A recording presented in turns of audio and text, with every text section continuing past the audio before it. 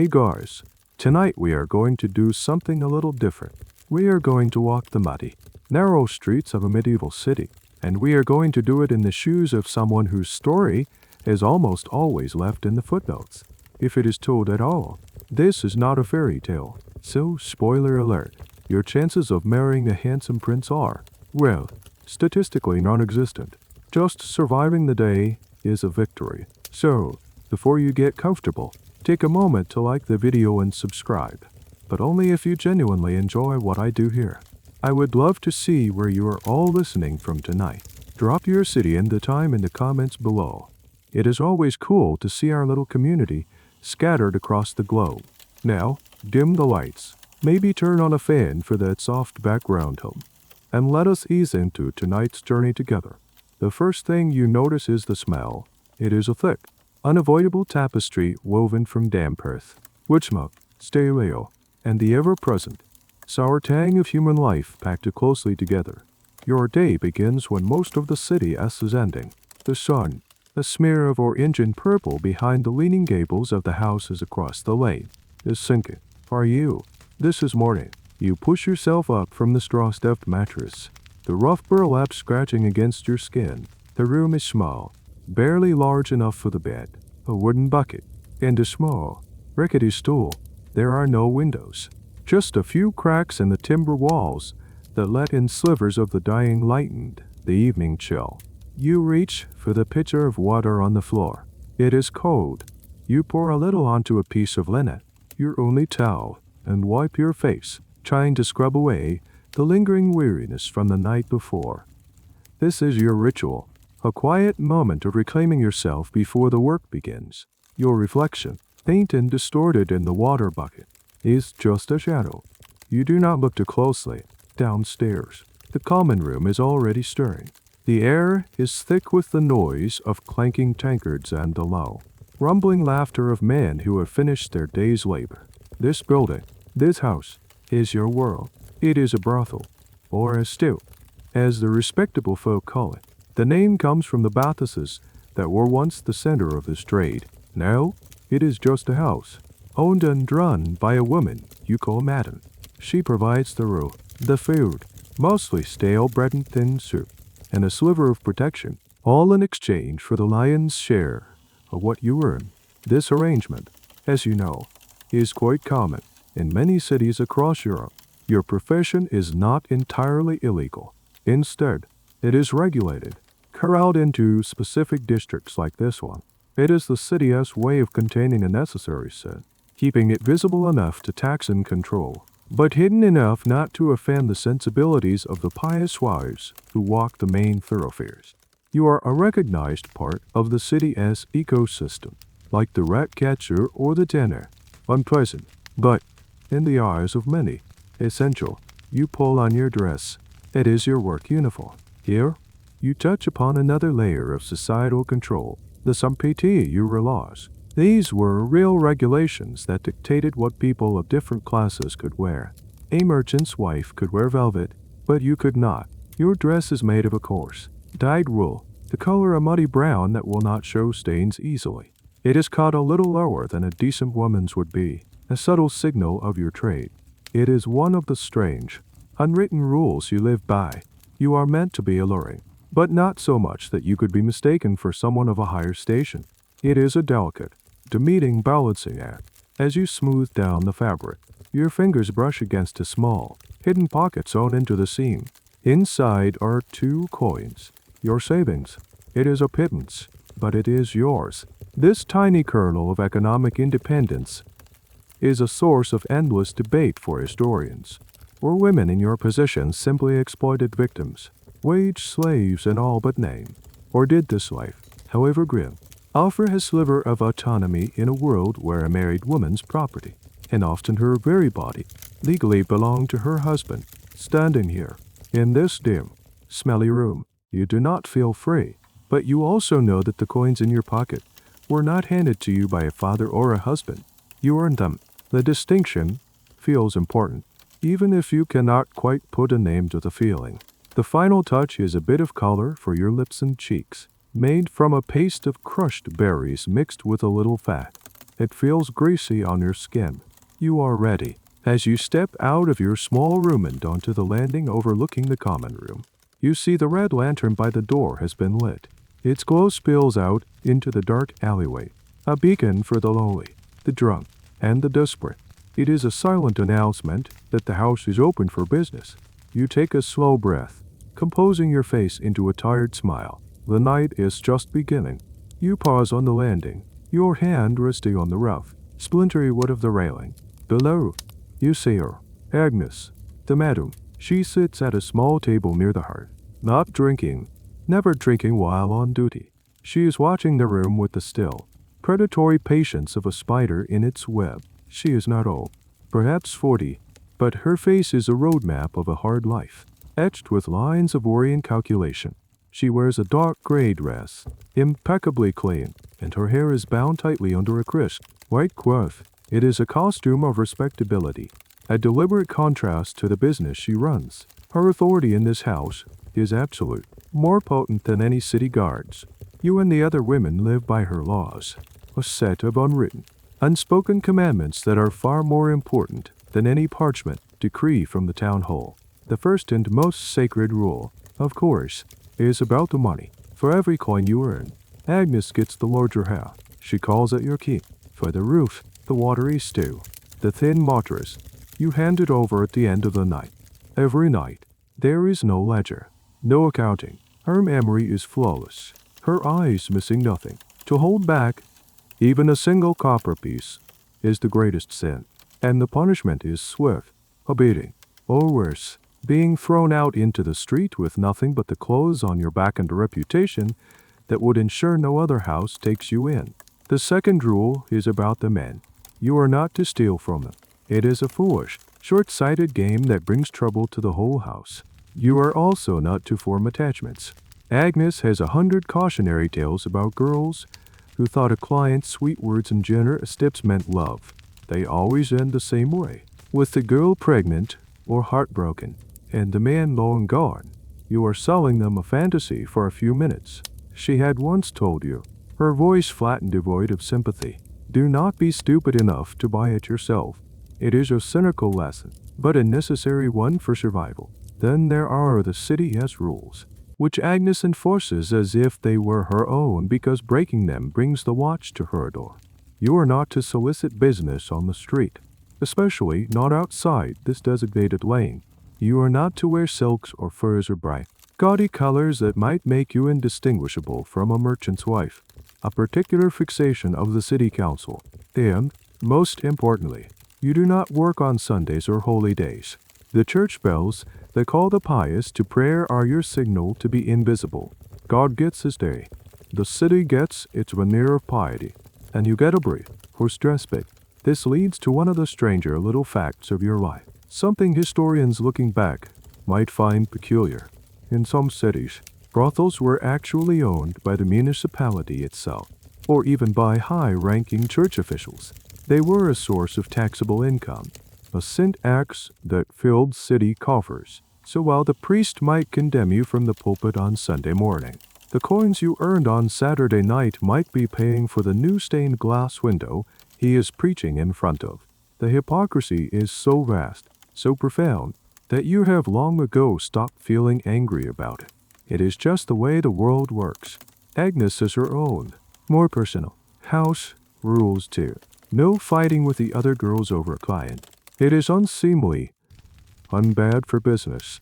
You will be fined a portion of your earnings for a sullen mood or a sharp tongue.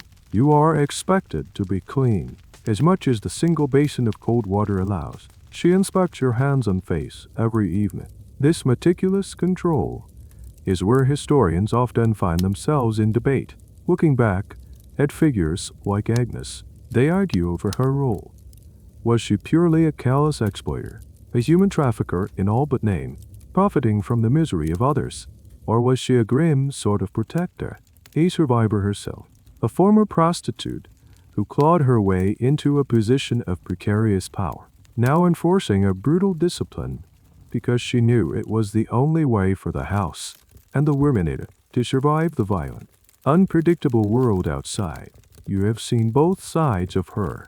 You once saw her take a heavy wooden stool to the back of a drunk merchant who refused to pay and tried to beat one of the other girls.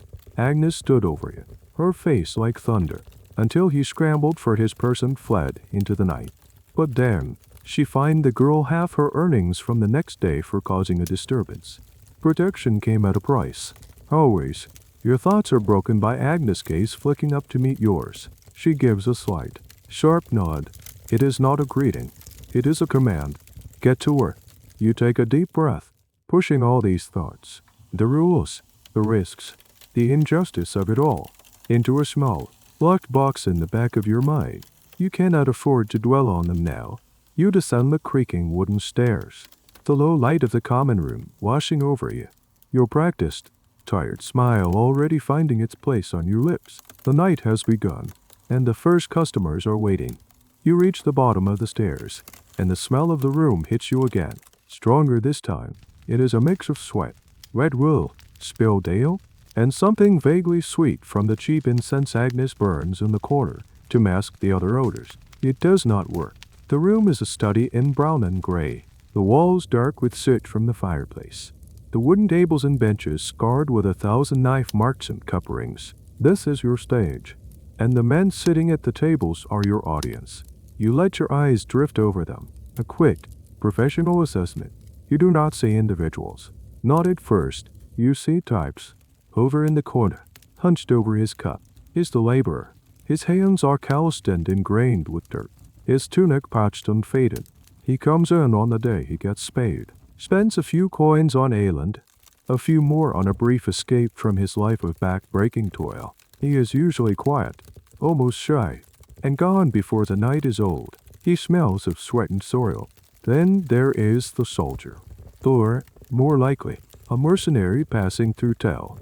He sits with his back to the wall, a habit you have learned to recognize. He is louder, more boisterous, often traveling in a small, rowdy group. He drinks more, laughs louder, and his eyes hold a different kind of weariness, not just from work, but from things seen and done on a battlefield. He might have a bit more coin to spend, but he is also more unpredictable. His temper can be as quick as his sword hand. He smells of leather and steel. And then there is the merchant. He is often from out of town, a traveling salesman or a ship's factor. He is better dressed, his tunic made of finer wool, maybe even with a bit of dyed trim. He tries to be discreet, sitting in the shadows, his face half hidden by his hood. He is looking for something different, a bit more conversation, a fantasy of being a dashing, mysterious stranger. He is often the most generous, but also the most demanding. He smells of coin and spices, a faint, exotic scent that clings to his clothes. Tonight, a man catches your eye. He is none of these types. He is young, barely a man, with the soft, unlined face of a student from the nearby university. He is trying to grow a beard, and it is not going well. He sits alone, nursing a single cup of watered-down wine, trying to look worldly, unfailing spectacularly. His eyes dot around the room, wide with a mixture of fear and fascination. He is a novice, a tourist in this world of yours. The other girls, the more experienced ones, have already sized him up and dismissed him. He likely has very little money and will be more trouble than he is worth. But you feel a faint stirring of something. Not pity, exactly, but a kind of weary recognition. You remember what it was like to be new and terrified.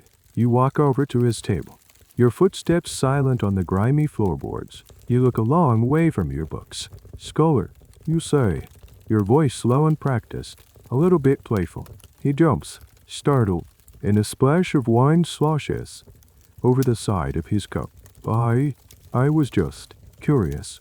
He stammers, his cheeks flushing a deep red. This is the part of the job that is not just about the physical act.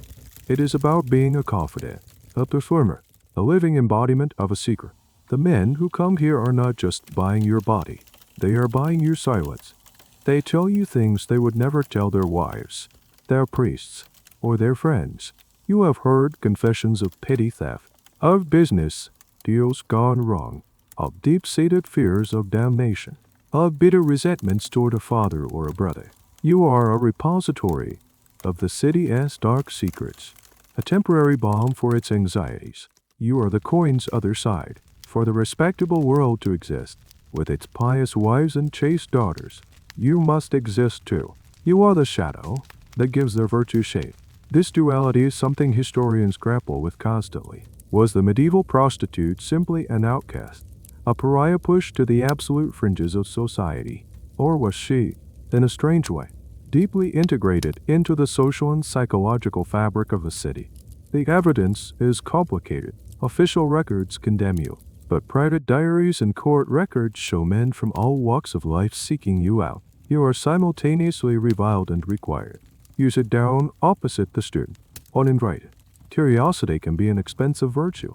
You say, keeping your tone light, you signal to the serving girl for another wine. It will be added to his bill.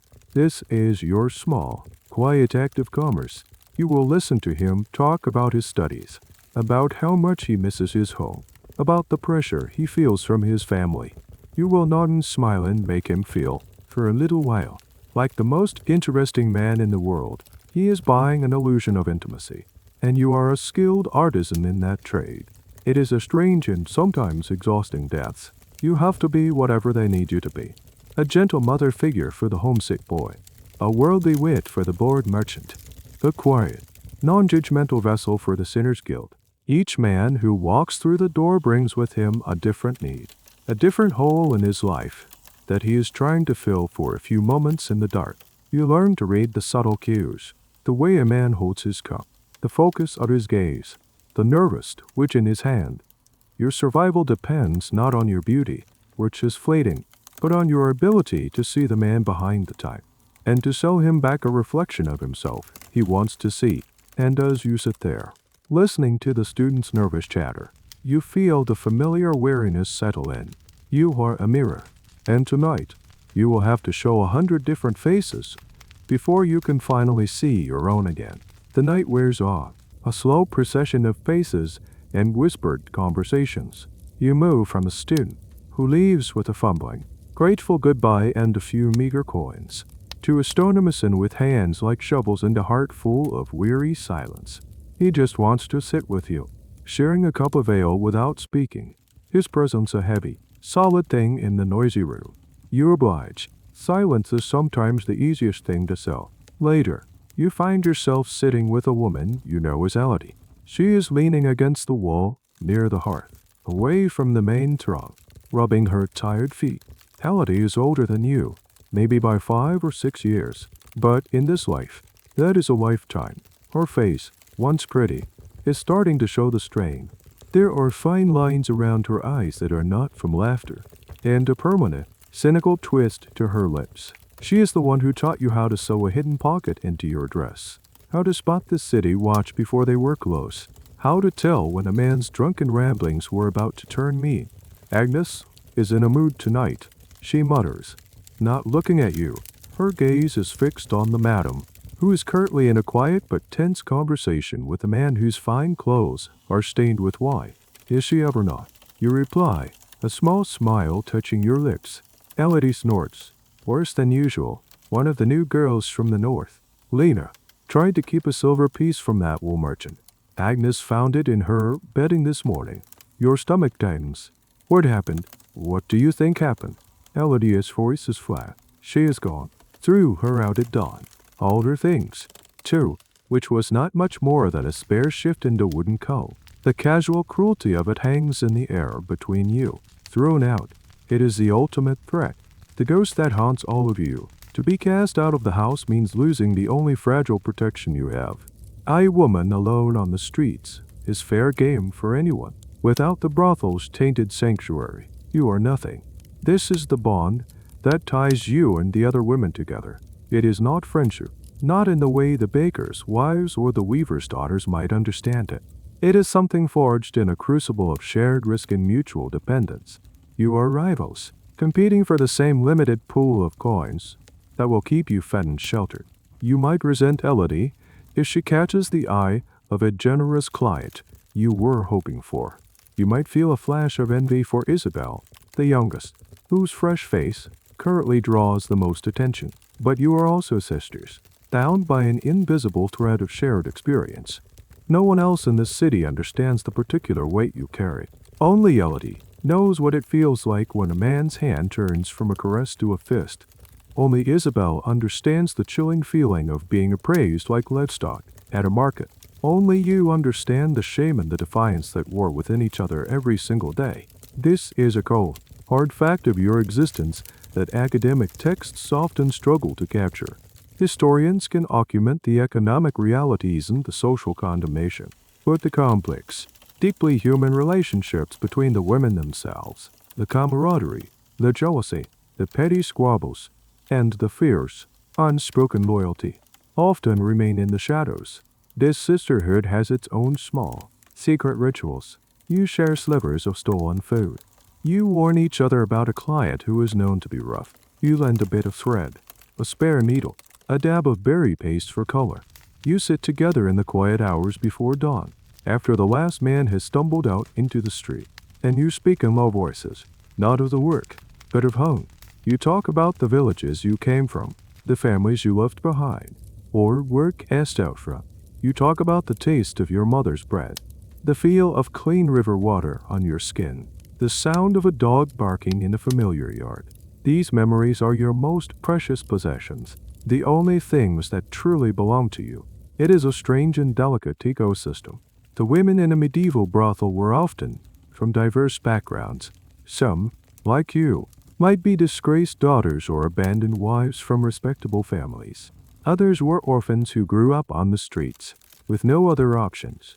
Many were rural migrants, young women who came to the city seeking work as a servant and fell through the cracks of a society that had no safety net for them. Historical records, like tax rolls or court documents from the time, sometimes list the places of origin for these women, and it is a map of desperation, showing them coming from all over the country, and sometimes even from foreign lands. Elodie shifts, wincing as she puts her foot back on the floor. Watch yourself tonight, she says, her voice slow. When Agnes is like this, she looks for any excuse to make someone pay. You nod, the brief moment of connection over. Elodie pushes herself off the wall and melts back into the crowd, her professional smile firmly in place. You are left alone for a moment, the warmth from the hearth doing little to chase away the chill you feel. You are all in this together, but you are all, ultimately, alone. Each woman is the captain of her own small, sinking ship, surrounded by a fleet of others in the exact same predicament. You can signal to each other. You can offer a word of warning across the churning water. But, in the end, you have to navigate the storm by yourself. And tonight, the story of Lena is a sharp reminder that the waves are always waiting to swallow you whole. The tolling of a bell cuts through the din of the common room. It is not the sharp, urgent clang of the city watch alarm, but something deeper, more resonant. It is the sound of the great bell from the cathedral on the hill, calling the faithful to late evening vespers. For most of the city, it is a sound of comfort, of divine order, a rhythmic punctuation to the day. For you, it is a reminder of another, parallel world that you can see but never enter. Every Sunday, when the house is quiet and the doors are barred, you hear those bells all day long. They mark the hours of a life you do not lead. You can see the respectable folk from your small garret window, walking in procession to the church, the merchant and his wife, her hand resting on his arm, their children scrubbed in solemn behind them, the baker, his apron off for the day, his face glowing with piety. They walk past your lane, averting their eyes, perhaps making a sign against evil as they pass the alley where the red lantern hangs dark and dormant. They are going to sit on hard wooden pews and listen to a priest talk about sin. You are that sin in the eyes of the church. You are a vessel of temptation, a daughter of Eve, a stumbling block on the path to salvation. The sermons you sometimes overhear from the street are filled with fire and brimstone, dire warnings against the sins of the flesh. With you and your sisters as the prime examples, you are a walking, breathing embodiment of vice, a necessary evil at best, a cancerous sore on the body of Christendom at worst. And yet, the church's relationship with you is far more complicated than simple condemnation. You see it in the men who come to you on a Saturday night, their faces tight with a mixture of desire and guilt, and then see them again on Sunday morning, looking scrubbed and sanctimonious as they lead their families to Mass. You know that at least one of the city aldermen who publicly voted to impose stricter fines on your house is a regular, if discreet, visitor. This hypocrisy is built into the very foundations of the city. The great theologian, Augustine of Hippo, who lived centuries before your time but whose words still echo in every church, famously wrote something to the effect of, "If you do away with prostitutes, the world will be convulsed with lust." It is a stunning admission. The official doctrine sees you as a sewer, a filthy but necessary drain to channel away the worst of men's carnal appetites. You exist to protect the virtue of respectable women. Your damnation is the price of their purity. You are a human sacrifice on the altar of social order. This complex stance created some truly bizarre realities. In some towns, the brothel was legally required to close during Holy Week, the most sacred time in the Christian calendar.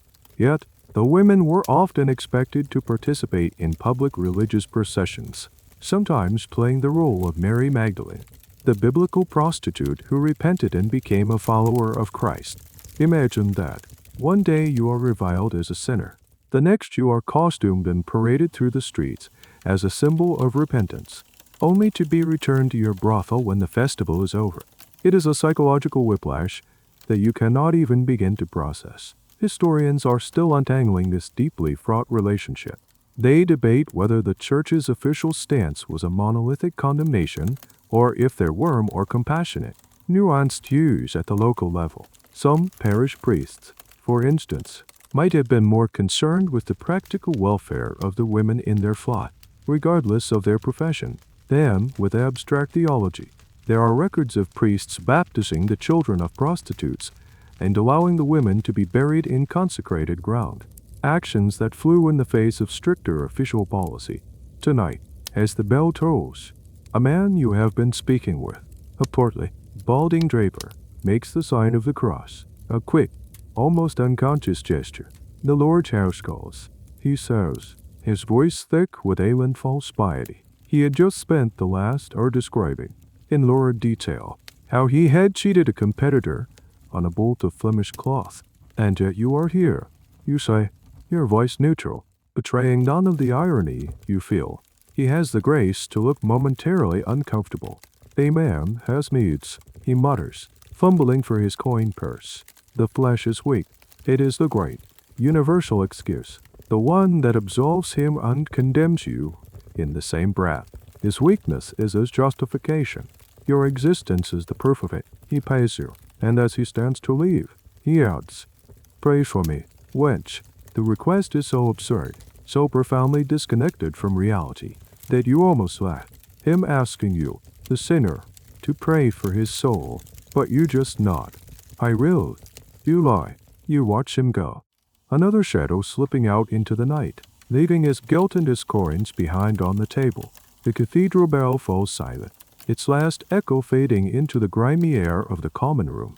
The sound leaves a ringing emptiness in its wake, a silence that feels heavier than the noise.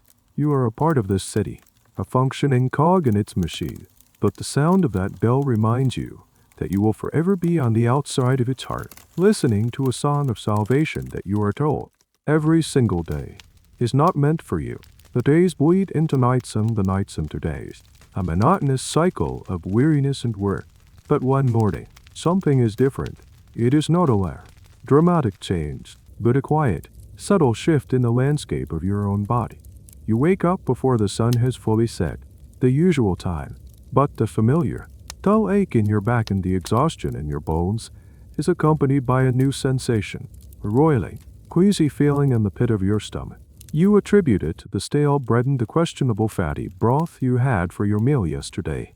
Food poisoning is a constant, low-level risk in this life. You push yourself up, your head swimming for a moment, and stumble to the wooden bucket in the corner. You are sick, a bitter, sour taste flooding your mouth. You rinse your mouth with the cold, flat water from the pitcher, your hands shaking slightly. You try to dismiss it. It is a passing ailment, a bad bit of meat. But the next morning, it happens again, and the morning after that, a cold knot of dread begins to form in your belly, a feeling far worse than the nausea itself. The work you do is a constant, risky gamble with your own body, and you know the stakes all too well.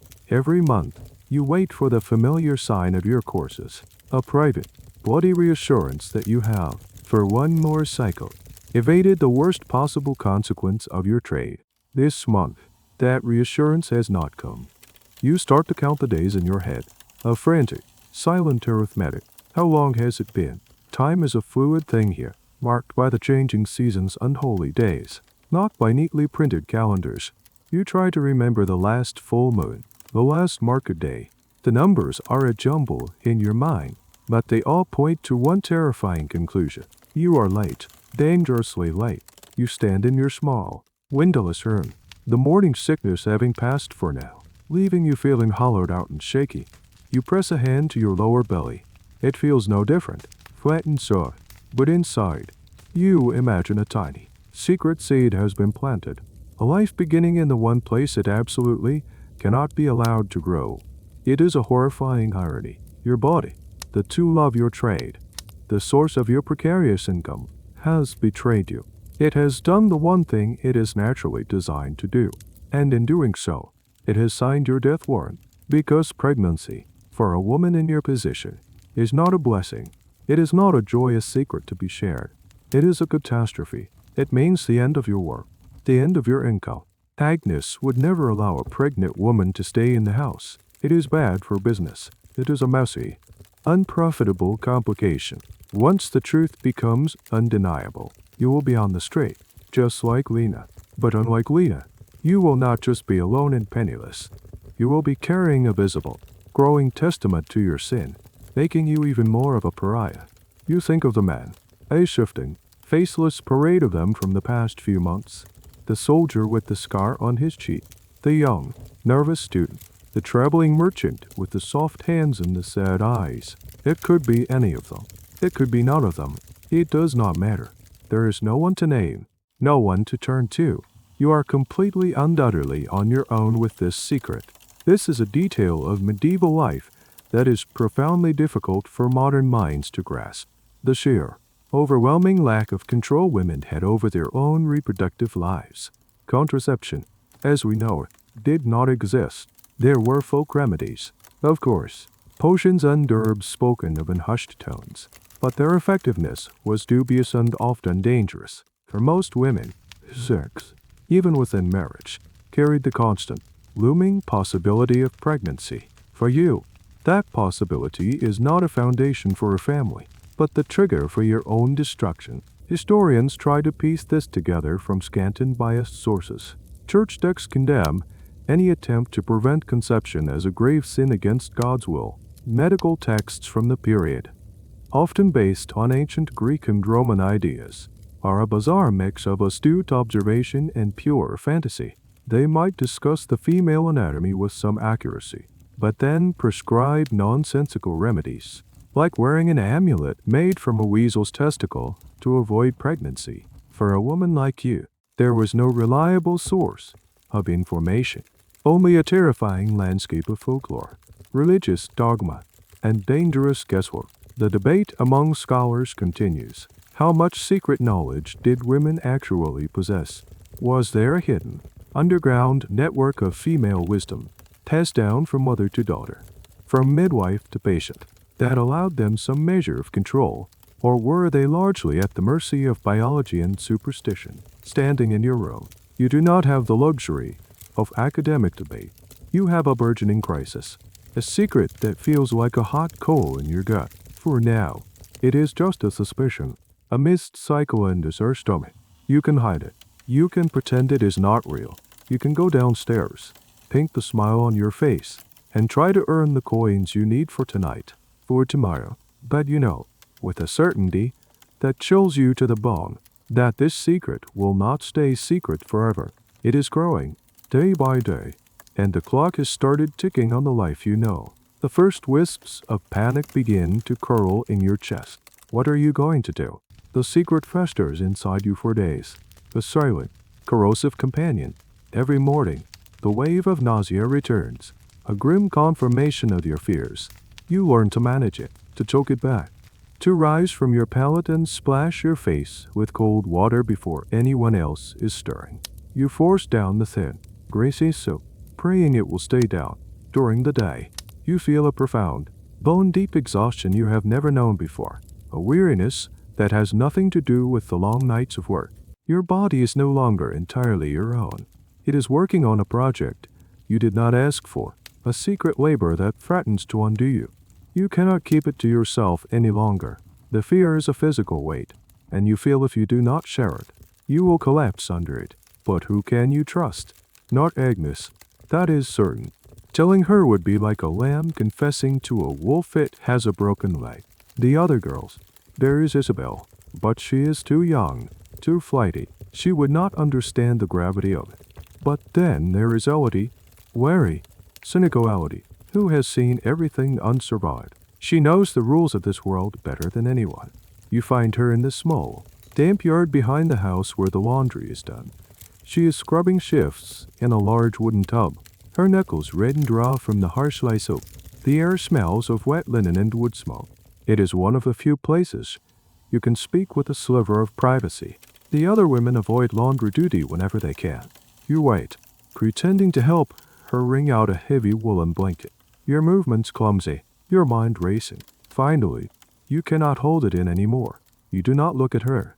You keep your eyes fixed on the gray, sudsy water. Elodie, you begin, your voice barely a whisper. I am late.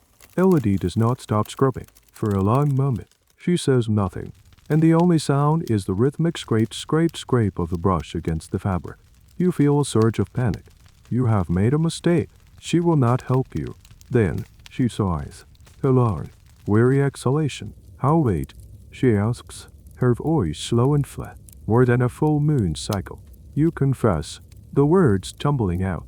And I am sick every morning. She finally stops and looks at you, her eyes, usually so hard, holding a flicker of something you cannot quite name. It might be pity. You foolish girl, she says, but there is no heat in it. It is a statement of fact, a diagnosis. She dries her hands on her apron and glances around the yard, ensuring you are truly alone. There are things you can do, she says, her voice dropping even lower. Things to bring on your courses, but they are not certain, and they are not safe. This is the world of female folk medicine, a realm of knowledge existing completely outside the official, male-dominated world of university-trained physicians. This is the information that historians struggle to find, as it was rarely written down. It was passed from woman to woman in whispers, in laundry yards just like this one. It was a messy, unreliable, and often dangerous collection of herbal lore, superstition, and practical experience. What things? You ask, your heart pounding. Elodie starts listing them, her voice a low murmur. There is penurial, a strong tea of it, but too much can make you bleed from the inside out. I knew a girl in a house in so forth. She died from it. And tansy, or mugwort. They say it can purge the womb. She looks at you hard. They also say it can just make you violently ill and do nothing else. Or it can bring on a child that is born. Wrong? She tells you about other methods. 2. Things that sound more like magic than medicine. Taking a violently hot bath, laced with mustard, until you nearly faint. Or riding a cart over the highest road you can find. A jarring, bruising experience meant to shake the pregnancy loose.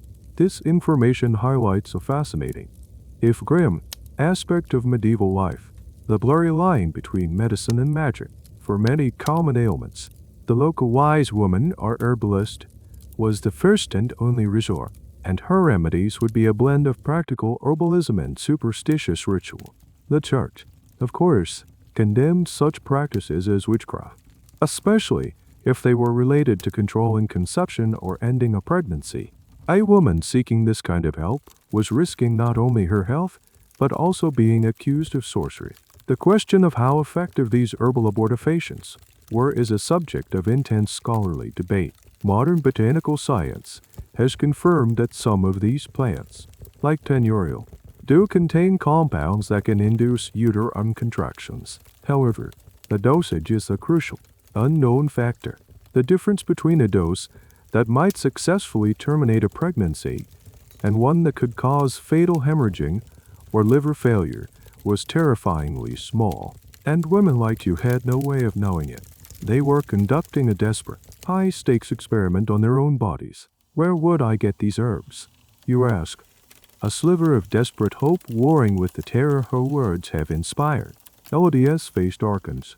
There is a woman, on the edge of the city, near the tanner's district. They called her the rude wife. She knows these things, but she asks a high price, and to be seen going to herd or. It is a risk, for both of you. She finishes her advice with a stark warning. Listen to me. Whatever you do it soon. Once you begin to show, there are no more herbs, no more easy answers. There is only Agnes door in the street. You stand there, the damp chill of the yard seeping into your bones. Elodie has given you a map, of a sort, but it is a map of a dark and treacherous landscape, where every path is lined with danger.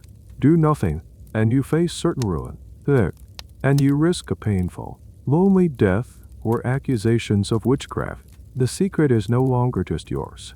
It has a name, a list of potential, poisonous cures, and the choice of which poison to swallow is now yours, and yours alone. The coins in your hidden pocket feel heavier than ever before.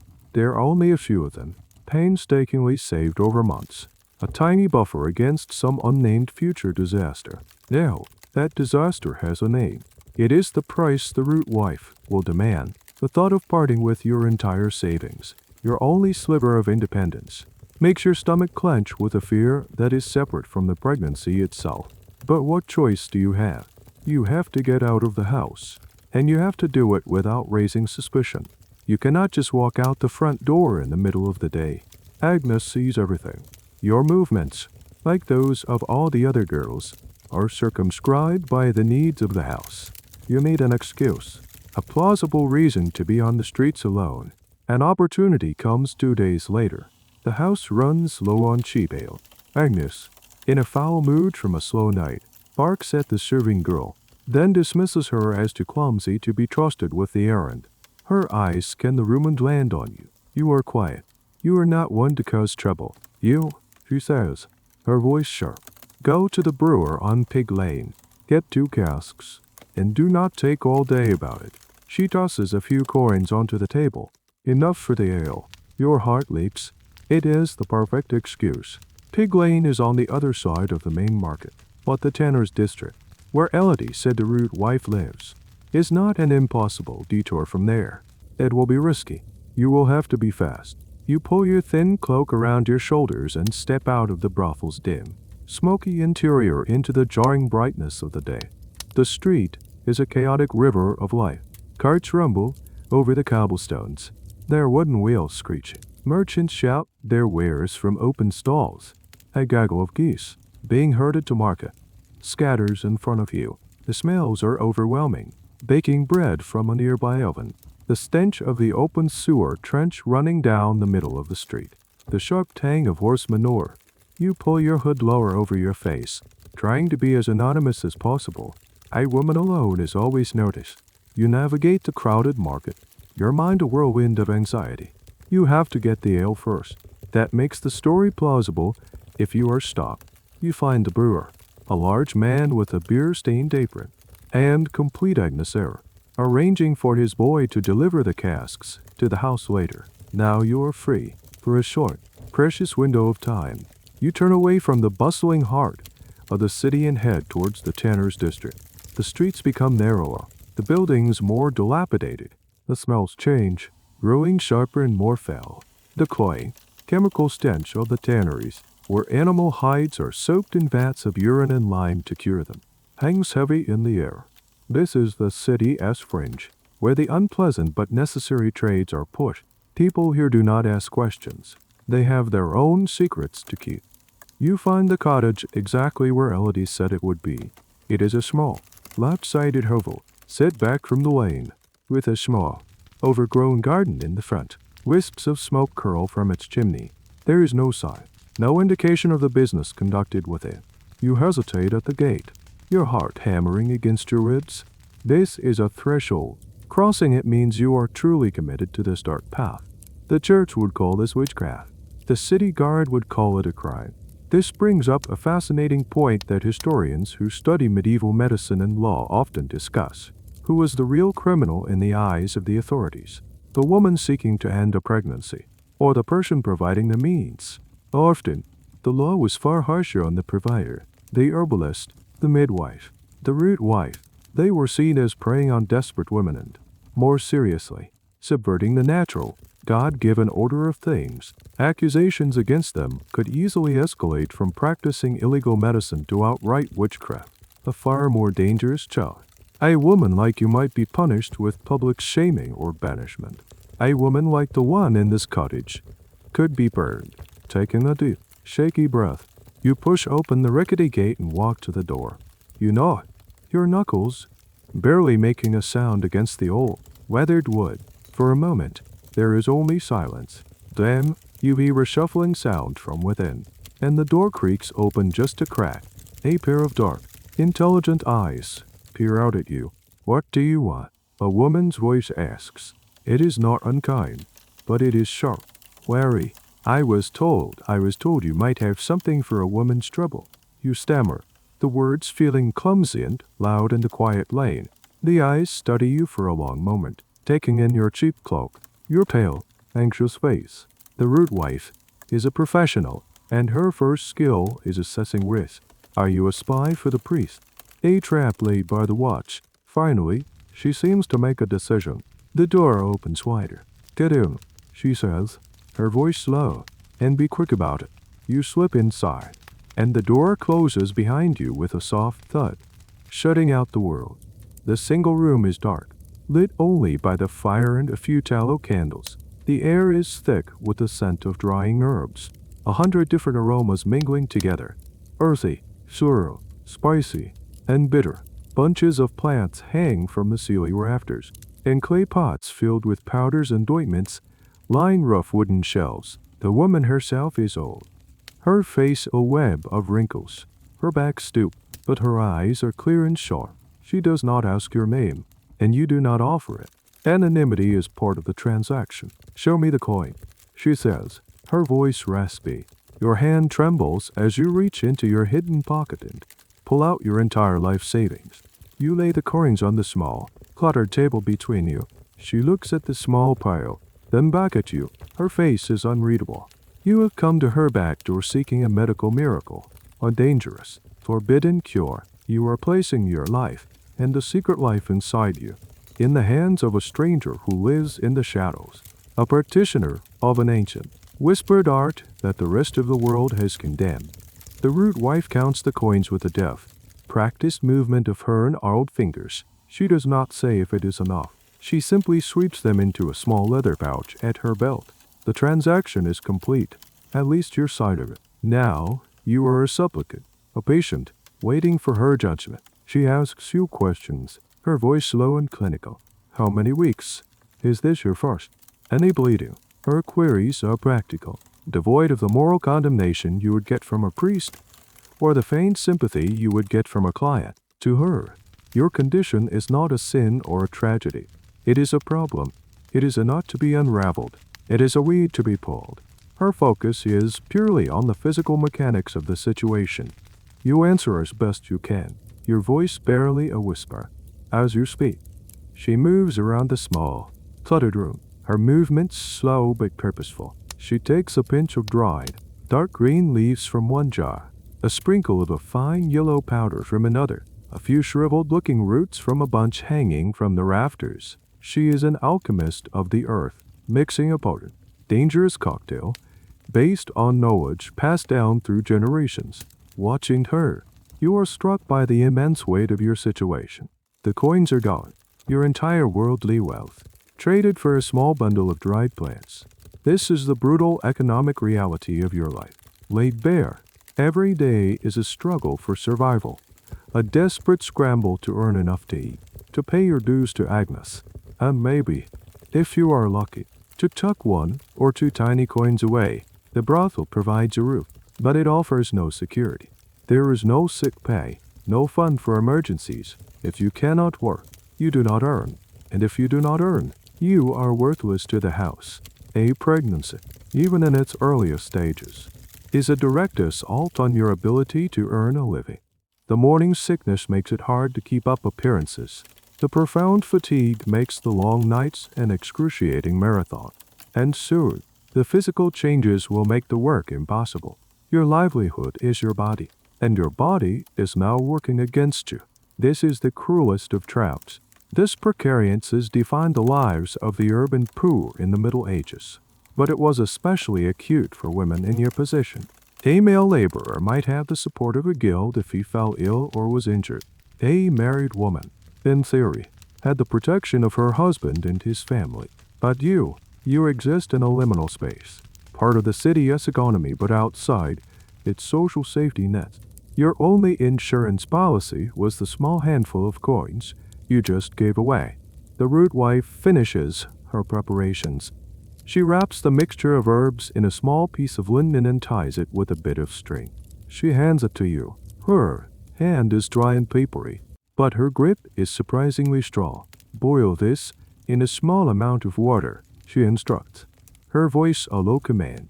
Drink it all before you go to bed tonight. Stay in your room. You will have cramps, like the worst monthly pains you have ever known. And you will bleed.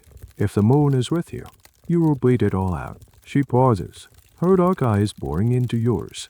If the moon is not with you, she continues, her voice dropping, the bleeding may not stop, or a fever may take you. If that happens, there is nothing more I can do. Do you understand? You nod, unable to speak. The small bundle in your hand feels immensely heavy. A package of both hope and potential death. You have paid for a chance. A roll of the dice with your own life is the wager. This brings up a point that social historians often debate. In a world with no reliable medicine, what was the real cause of death in situations like this? Was it the herbs themselves, a direct poisoning, or was it secondary complications, like hemorrhage or infection, that the medieval body had no way of fighting? Records are sparse. A prostitute found dead in her room would rarely be subject to a thorough investigation. Her death would be attributed to a fever or a woman's ailment, a convenient shorthand that hid a world of desperation and risk. The root wife's warning is a stark reminder of this reality. She is not offering a cure. She is offering a process, and the outcome is in the hands of God, or fate, or the fickle strength of your own body. You tuck the packet of herbs deep into your clothing. Your mind numb. You have what you came for. The root wife is already turning away from you, her attention moving to the pot bubbling over her fire. Your business is concluded. She has other clients, other problems to solve. You are just one of many desperate women who find their way to her door. You let yourself out of the cottage, back into the foul-smelling air of the tanner's lane. The world seems strangely muted, distant. The weight of the decision you have made and the risk you are about to take settles over you. The few coins you had are gone. Your only hope now lies in a bundle of bitter herbs and the long, painful night that awaits you. You hurry back towards the heart of the city, praying you have not been gone too long, praying Agnes will not notice the new, terrifying secret you are carrying. You make it back to the house just as the delivery boy from the brewery is rolling the second cask of ale through the door. Agnes gives you a sharp, suspicious look, her eyes narrowing. You took your time, she says, her voice clipped. The brewer was busy. I had to wait. You lie, your heart hammering. You try to keep your face a blank, passive mask, hoping she cannot see the fear churning inside you. She grunts, seemingly satisfied with the answer, and turns her attention back to berating the delivery boy. You slip past her and up the stairs to your room, your legs feeling weak with relief. You hide the small linen packet of herbs deep within your straw mattress, a place so humble and common that you hope it will escape notice. The rest of the day passes in a blur of anxiety. Every creak of the floorboards outside your door makes you jump. Every time Agnes' voice rises from the common room, you flinch, certain you have been found out. As evening falls and the house begins to fill with its usual noise and clientele, you descend the stairs and go about your work, a ghost in your own skin. You smile, you laugh, you pour ale for a group of boisterous weavers. Use it with a quiet, lonely man who just wants to hold your hand and talk about the weather. You are performing the role of yourself, but your mind is a million miles away, fixated on the small, deadly bundle hidden in your mattress. Your thoughts drift, unbidden. To the question of the father, who was he? You try to rewind the past few months in your mind, but the nights blur into a sequence of indistinct faces. Was it the merchant with the kind eyes and the scent of clothes? The one who told you about his home in a faraway port city? He seemed gentle, for a fleeting, foolish moment. You allow yourself a fantasy. What if you found him? What if you told him? Would he feel a sense of responsibility? Pity? Would he give you money to go away, to find a quiet place to have the child? You dismiss the thought as soon as it forms. It is a child's fairy tale. More likely, he would deny it, accuse you of trying to trap him, of lying to extort money. A man of his station would have his reputation to protect, his word against yours. You are a prostitute. You have no honor, no credibility in the eyes of the world. He could have you whipped for slander, thrown in prison. To seek out the father would be an act of madness, more dangerous than any herbal poison. And what if it was not the kind merchant? What if it was the soldier, the one with the cold eyes and the quick temper? The thought sends a chill down your spine. A man like that would not offer you money. He would offer you a fist or the flat of his blade. He would see your claim not as a plea for help, but as a threat to be eliminated. This is the brutal reality of your situation, and a key element of the social history of your time. The concept of paternal responsibility was deeply tied to marriage and inheritance. A man was responsible for the children born to his wife because they were his legitimate heirs. A child born outside of wedlock, a bastard, had almost no legal rights. The burden of proof and the social shame fell almost entirely on the mother. While a man might be publicly shamed or fined in some communities if his paternity of an illegitimate child was proven, a very difficult thing to do, he had little legal or financial obligation. Historians studying court records and parish registries see this imbalance play out time and time again. They find countless records of women petitioning for support for their illegitimate children, but successful claims are rare. This system was designed to protect the established, patriarchal family structure. A child born in a brothel was the ultimate outsider, a being with no place in the neat, ordered world of family, lineage, and property. There is an ongoing academic discussion about the extent to which powerful men were able to use their influence to silence such claims. Were there fixers who could make a problem like a pregnant prostitute disappear? The records are silent on such matters, but it is a grim and plausible possibility. A child born to a woman like you is sometimes called a filius nullius in the formal Latin of the law. A child of no one, or, more poetically untruly, filius populi, a child of the people, a polite way of saying their father could have been anyone. This legal and social anonymity was both a curse and a strange kind of protection. No one would claim the child, but perhaps no one would hunt it down either. You are pulled from your dark thoughts by a rough hand on your arm. It is one of the weavers, his face flushed with ale. Another drink. Girl, he slurs, pushing a cup towards you. You flinch, but quickly recover, forcing a smile onto your face. Of course, you say, your voice sounding thin and distant to your own ears. As you turn to get the ale, you catch your reflection in a shard of polished pewter hanging on the wall. You see a pale, hearted-looking young woman, her eyes wide with a fear that no one else in the room can see. The ghostly face on the mantel is a stranger to you. You are completely, terrifyingly alone in this. The father is a ghost, a dangerous fantasy. There is no one coming to save you. Your only hope lies upstairs, in the dark, in a bitter cup of tea brewed from roots and leaves and desperation. The last client finally stumbles out into the pre-dawn gloom. The house falls into a sudden, thick silence, broken only by the snores of a man who passed out at his table and the crackle of the dying fire in the hearth. Agnes is counting the night's earnings at her table, her lips moving silently. The other girls, their faces masks of exhaustion, are trudging up the stairs to their small rooms.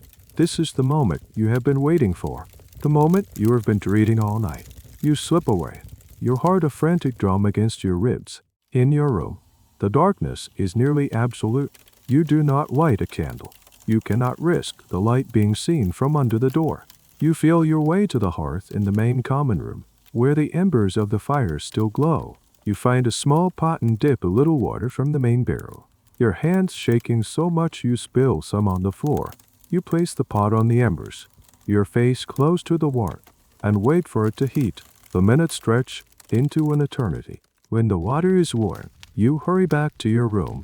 You retrieve the small linen packet from its hiding place in your mattress. Your fingers fumble with the string, and the dry, bitter scent of the herbs fills the small space. You empty the contents into the warm water, stirring it with your finger. The mixture turns a murky, unappealing brown. It smells like damp earth and poison. You sit on the edge of your straw pallet, the small pot cradled in your hands. This is your guessman, your moment of profound and lonely reckoning. There is no one here to witness your fear, no one to offer comfort. There is only you, the darkness, and this bitter cup. You lift the pot to your lips, but you hesitate. Your mind, in its terror, flees to the only place of sanctuary it has ever been taught to recognize, the church. In your childhood, before you came to this life, you were taught to pray. You were taught that God is merciful, that the Virgin Mary is a font of compassion for all women. You were taught that confession and repentance could wash away any sin. But how can you pray for forgiveness for something you are about to do? How can you ask for help to commit an act that the priest would condemn as murder? It feels like a blasphemy, and yet the desperation is so great. It overwhelms even the fear of divine retribution. You do not kneel. You do not recite the formal prayers you were taught as a child. You simply close your eyes, and in the silent theater of your mind, you find yourself standing in the great, cold emptiness of the city-esque cathedral. You imagine the soaring stone arches, the scent of old incense and melting wax. You picture the flickering candles in front of the statue of the Virgin, her face carved into a mask of serene, sorrowful pity. You begin a silent, desperate, incoherent prayer. It is not a prayer of repentance, but a prayer of explanation, an appeal to a divine judge who might, just might, understand. You say, mate. You plead to the silent statue in your mind. You see where I am. You see that I have no choice. This is not a child I can care for. It would be born into filth and misery, and die of hunger or cold. Is it not a greater mercy to prevent that? Is it not a lesser sin? You are arguing your case before the highest court you can imagine. You are not just a sinner. You are a woman trapped, and you are trying to find the least terrible path through an impossible landscape. You are, in essence, creating your own theology, a personal doctrine born of suffering. This internal, personal negotiation with faith is a part of medieval life that is almost impossible for historians to access. The official records, theological treatises, sermons, confessional manuals are written by elite, educated men. They present a clear, black and white view of sin and salvation. But what did ordinary people, especially marginalized people like you, actually believe? How did they reconcile the harsh doctrines of the church with the messy, brutal realities of their own lives? Some historians argue for the concept of practical faith, suggesting that many people held a set of beliefs that were far more flexible and syncretic than the official dogma. They might pray to saints for things the church would not approve of. They might blend Christian beliefs with older, pagan folk traditions.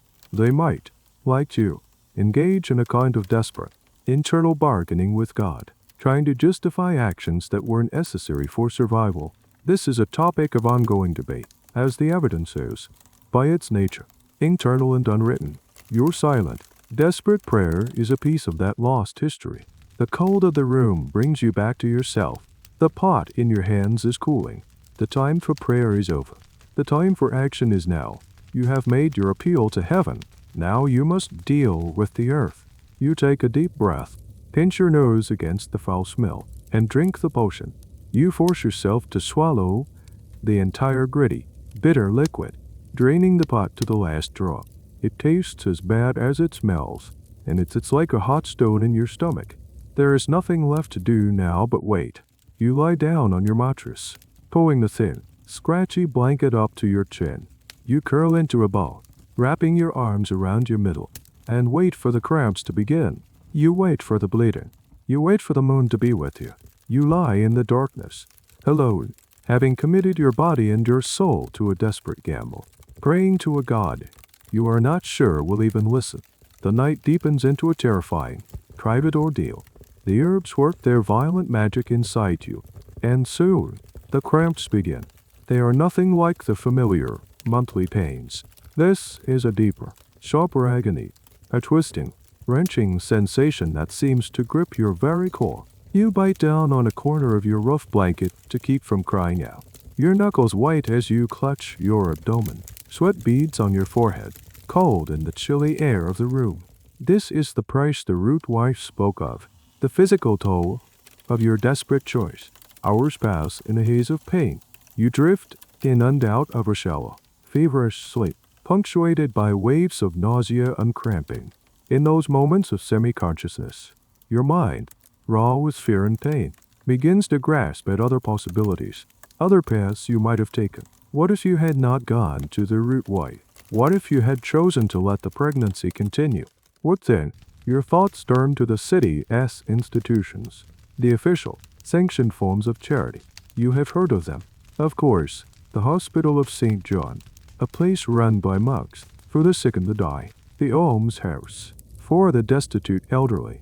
These are the city's gestures toward Christian charity, its way of dealing with the poor and unfortunate. You imagine yourself, your belly swollen and obvious, knocking on the heavy oak door of the hospital. You picture the face of the monk who opens it, his expression a mixture of pity and disapproval. Would they even let you in? Hospitals in this era were not like the ones we know today. They were as much religious institutions as medical ones, focused on caring for the soul as much as the body. They were often called God's houses, and their primary function was to provide a place for the poor to die in a state of grace, with access to confession and last rites. They were not maternity wards. A place for a fallen woman to give birth would be seen as scandalous. Still, some hospitals did, on occasion, take in pregnant, destitute women, especially if they were on the brink of death. But the price of this charity would be steep. You would be expected to perform endless, back-breaking labor in exchange for your keep, scrubbing floors, washing laundry, tending to the sick and dying, all while your own body grew heavier and more tired. You would be subjected to constant moralizing sermons, forced to repent for your sins. Your life held up as a cautionary tale for others. It would be a sanctuary, of a sort, but a deeply humiliating one. Then there is the other option you have heard whispered about, the foundling hospital, or orphanage. These were rare, but they existed in some larger cities, often established by wealthy guilds or pious individuals. They were created to deal with the grim reality of abandoned infants, a common and tragic feature of medieval urban life. You could, in theory, carry the baby to term, give birth in some hidden corner, and then, under the cover of darkness, leave the newborn on the steps of the orphanage. A desperate act of both cruelty and hope. This practice of child abandonment is a dark and complex chapter of social history. While universally condemned by the Church as a mortal sin, it was a depressingly common survival strategy for the desperately poor. Many foundling homes had a foundling wheel, a small, revolving compartment built into the wall, where a mother could place her baby, ring a bell, and leave anonymously, knowing a nun or a nurse on the other side would take the child in. But what was the reality inside these institutions? Historians who have studied the records of foundling homes paint a grim picture. They were chronically underfunded and overcrowded. The infants who survived the ordeal of abandonment often succumbed to disease and malnutrition inside. Mortality rates were staggering. In some institutions, over 50%, and sometimes as high as 80 or 90% of the children died before their first birthday. Leaving your baby at the orphanage was less a guarantee of its survival and more a final, desperate gamble, a hope that it might be one of the lucky few. For many, it was essentially a pious form of infanticide. This is a harsh conclusion, and it is still a subject of academic debate, with some scholars arguing that these institutions, however flawed, represented a genuine attempt at compassion in a brutal world. Lying on your pallet, the pain of relentless tide, you weigh these options in your mind. The hospital, with its public shame and hard labor. The orphanage, with its near certainty of death for your child. Compared to these, the path you have chosen, this private, agonizing ordeal in the dark, almost seems like the most merciful choice. It is a swift, sharp violence, directed only at yourself and the unformed life within you, a way to prevent a longer, slower suffering for everyone. The thought provides no comfort. It only deepens the sense of being trapped in a world that offers no good choices, only a selection of different tragedies. You are bleeding now, a dark, warm wetness soaking into the straw of your mattress. The cramps intensify, reaching a crescendo of unbearable pain. You feel something give way deep inside you, a tearing, releasing sensation. You cry out, a muffled sob into your blanket, the sound swallowed by the sleeping house. It is done. The herbs have worked. The crisis, for now, is over. You lie in the dark, shivering and weak, surrounded by the evidence of your secret, feeling not relief, but a profound, hollow emptiness. You have survived, but you are not sure what part of you is left. The ordeal leaves you shattered, a ghost in your own skin. For the next few days, you move through your life in a fog of weakness and pain. You plead a woman's ailment to Agnes, a vague but universally understood excuse that grants you a brief, grudging respite from work. You spend the time in your room, lying on your thin mattress, the straw now stained and smelling faintly of iron. You feel hollowed out, both physically and emotionally. The bleeding subsides, but a deep, aching exhaustion remains, a weariness that settles in your bones. Elodie brings you scraps of food, a piece of bread, a cup of watery broth. When Agnes is not looking, she does not ask questions. She does not need to. She just looks at your pale face and the dark circles under your eyes, and she knows. Her silent solidarity is a small, flickering candle in the profound darkness of your isolation. As your physical strength slowly returns, the new, more insidious fear begins to creep in. The root wife serves work this time, but what about next time? And the time after that? You cannot keep gambling with your life, brewing poisonous teas in the dead of night. Your luck will run out. The thought of the future, of repeating this cycle of risk and terror, is unbearable. You need another way, a more permanent escape. It is during one of these long, quiet afternoons, as you listen to the distant sounds of the city, that a name floats back into your mind, something you have heard whispered among the other girls, a story told like a cautionary fable. It is the story of the house of St. Mary Magdalene, a place for penitent daughters. The story goes that it is a convent, of a sort, but not for pious virgins from wealthy families. It is a place specifically for women like you, for prostitutes, adulteresses, and other public sinners who wish to renounce their past and dedicate their lives to God. It is presented as a haven, a sanctuary, a place where a woman can wash away hers sins through prayer and penance and find salvation. The name itself is significant. Mary Magdalene, from the Bible, was the ultimate symbol of the redeemed sinner, the prostitute who became one of Christ's most devoted followers. Naming a house after her was a powerful message of hope and transformation.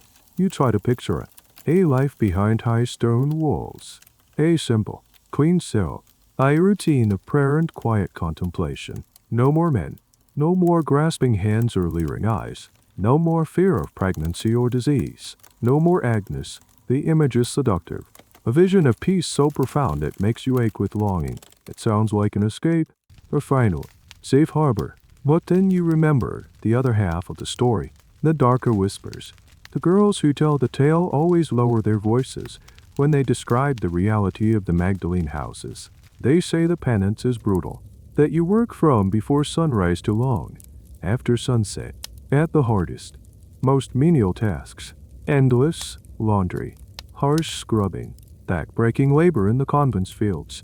They say the food is meager, the discipline iron-fisted, and the silence absolute. They say that once you enter, the gates are locked behind you. You are not a guest.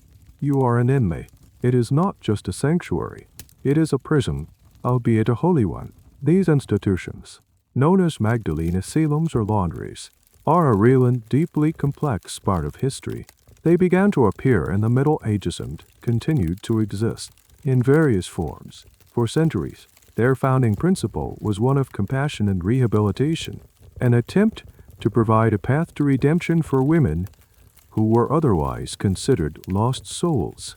Many were founded by pious, well-meaning individuals who genuinely believed they were doing God's work. However, the reality of life inside these asylums is a subject of intense and often painful historical scrutiny. Were they truly voluntary sanctuaries, or were they coercive institutions, a form of social control disguised as religious charity? Historians debate this point fiercely.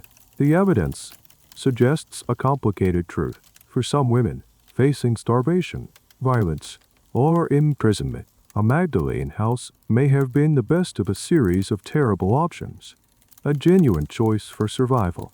But for others, the choice may have been less than free. A woman might be pressured into entering by her family to avoid public scandal, or even committed by city authorities as a form of punishment. Once inside, the regimen of prayer, forced labor, and psychological subjugation was designed to break down a woman's former identity and rebuild her as a humble, penitent servant of God.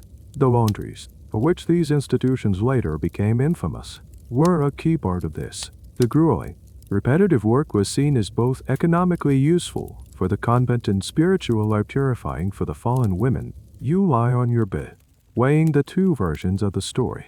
Is the house of St. Mary Magdalene a doorway to heaven or a different kind of hell? You imagined rating Agnes' tyranny for the tyranny of a stern Mother Superior, trading the physical violation of your work for the spiritual violation of constant, forced repentance. Is a clean cell and an empty stomach truly better than a filthy room and a life of constant risk? You do not know, but the idea has taken root in your mind. It represents a third path, one that does not involve poisonous herbs or the grim charity of the city hospital. It is a path of utter renunciation, of erasing the person you are and becoming someone else entirely.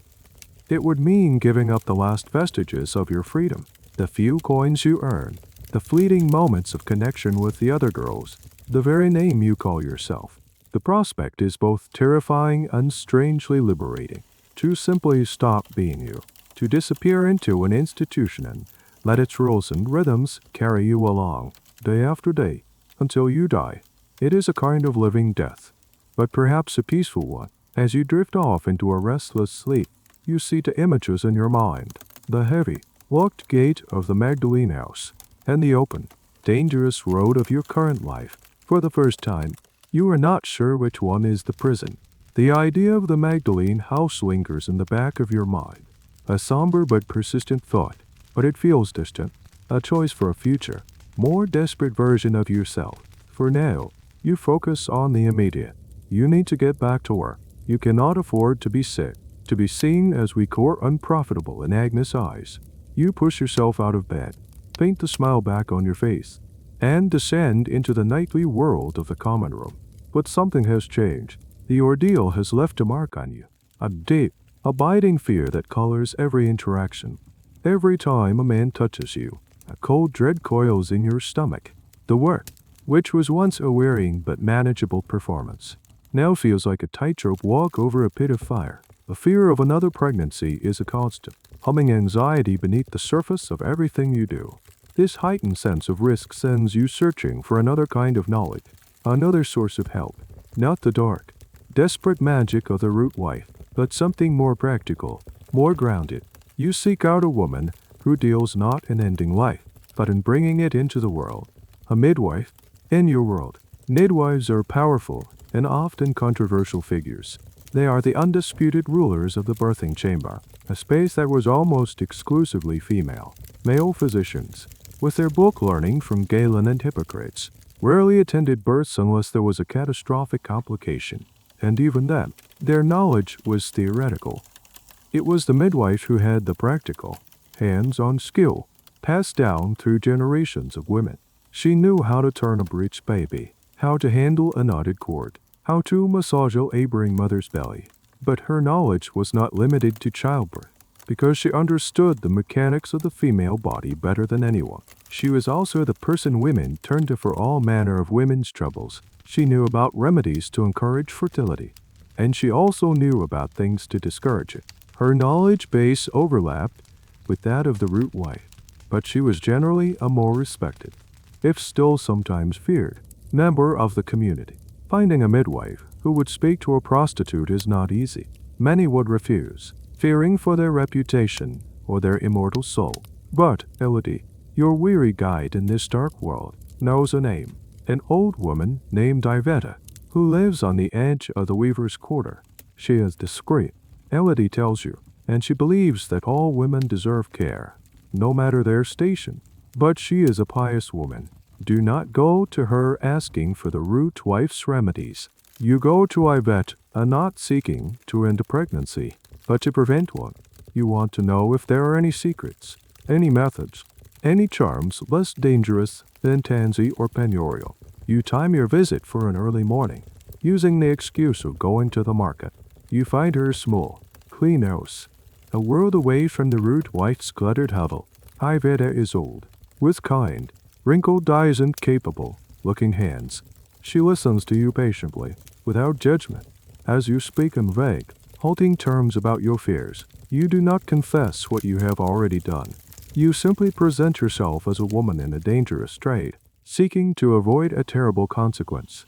She sighs, a sound of deep, worldly weariness. The only true way to avoid the fruit is to avoid the tree. She says, her voice gentle but firm.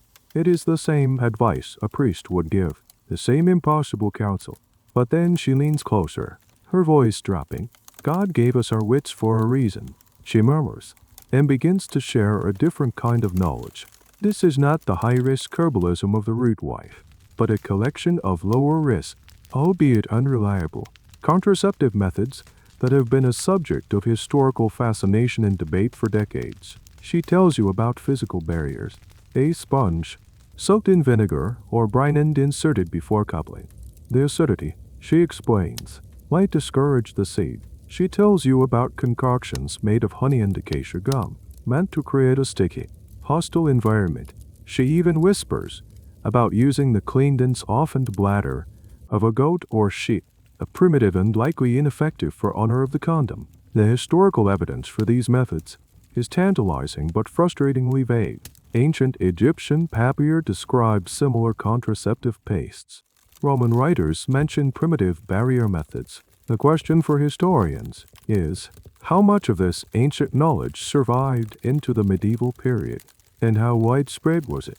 Was it the secret lore of midwives and prostitutes, or was it more common knowledge than the official church records would have us believe? The effectiveness of these methods was, of course, extremely low. But for a woman with no other options, a 1% chance of prevention might have felt infinitely better than a 0% chance. Iveta also speaks of timing, of trying to identify the parts of the monthly cycle when a woman is more or less likely to conceive. This is a fascinating point. While a full, scientific understanding of the ovulatory cycle was centuries away, some historians argue that experienced women, like midwives, may have had a practical, observation-based understanding of fertile and infertile periods. This rhythm method would have been incredibly unreliable, but it represents a genuine attempt to understand and manage fertility, to impose some small measure of human will upon the mysteries of biology. She gives you a small, dried sea sponge and a bottle of strong vinegar. It is no guarantee, she warns, her kind eyes filled with a sad wisdom. The best protection is prayer and a cautious heart. You pay her with a few coins you managed to earn in the past few days, and leave with her practical, if dubious, advice. You feel a tiny, fragile sliver of empowerment. It is not much, a sponge and some vinegar, a piece of whispered, uncertain lore, but it is something. It is an attempt to seize back a small measure of control over your own body, to build a flimsy wall against the tide of fate. You walk back through the waking city, the small sponge hidden in your pocket. It is a pathetic shield against the profound risks you face every night, but it feels different from the root wife served. That was a tool of desperation, of death. This, however flimsy, feels like a tool of survival, of life. It is a small, secret act of defiance, a claim that your body and your future are still, in some small way, your own. You try to settle back into the rhythm of the house, armed with your pathetic, little sponge and Ayurveda and certain wisdom. For a few weeks, a fragile sense of normalcy returns. You perform your duties. You smile your practiced smile. You count your meager coins at the end of the night. The constant, humming anxiety recedes to a dull, background throw. But your body, it seems, has a different memory of events. It does not forget the trauma it endured. Your monthly courses, which had always been regular before the ordeal, are now erratic and unpredictable. Every twinge, every mistake, sends a fresh wave of panic through you. You are living in a state of constant, vigilant suspense, forever watching for signs, forever fearing the worst. And then, one morning, the nausea returns. It is different this time, not the sharp, violent sickness of your first pregnancy, but a low-grade, persistent queasiness that drains the color from your face and the strength from your limbs. At first, you tell yourself it is just a lingering effect of the herbs, your body still trying to right itself. You cling to that hope with a fierce, desperate denial, but other changes begin to appear. Small, undeniable betrayals. Your breasts become tender and swollen. Certain smells, the greasy smoke from the roasting meat in the common room, the cheap, cloying incense Agnes burns, turn your stomach into profound, deep-seated exhaustion settles over you. A weariness so complete that some days it is a struggle just to climb the stairs to your room. You are not a naive girl anymore. You know exactly what these signs mean. The root wife's potion did not work completely, or perhaps a new seed has taken root in the scarred, unwilling soil of your womb. The horrifying truth dawns on you. You are pregnant again. This time, the despair is of a different quality. It is not the sharp, panicked shock of the first discovery. It is a slow, crushing, inevitable dread, the feeling of a prisoner watching the tide rise around them. You went through the fire once, and it has found you again. Your flimsy shield of sponges and vinegar has failed. Your prayers have gone unanswered. You keep your secret locked away, a cruel, hard stone in your chest.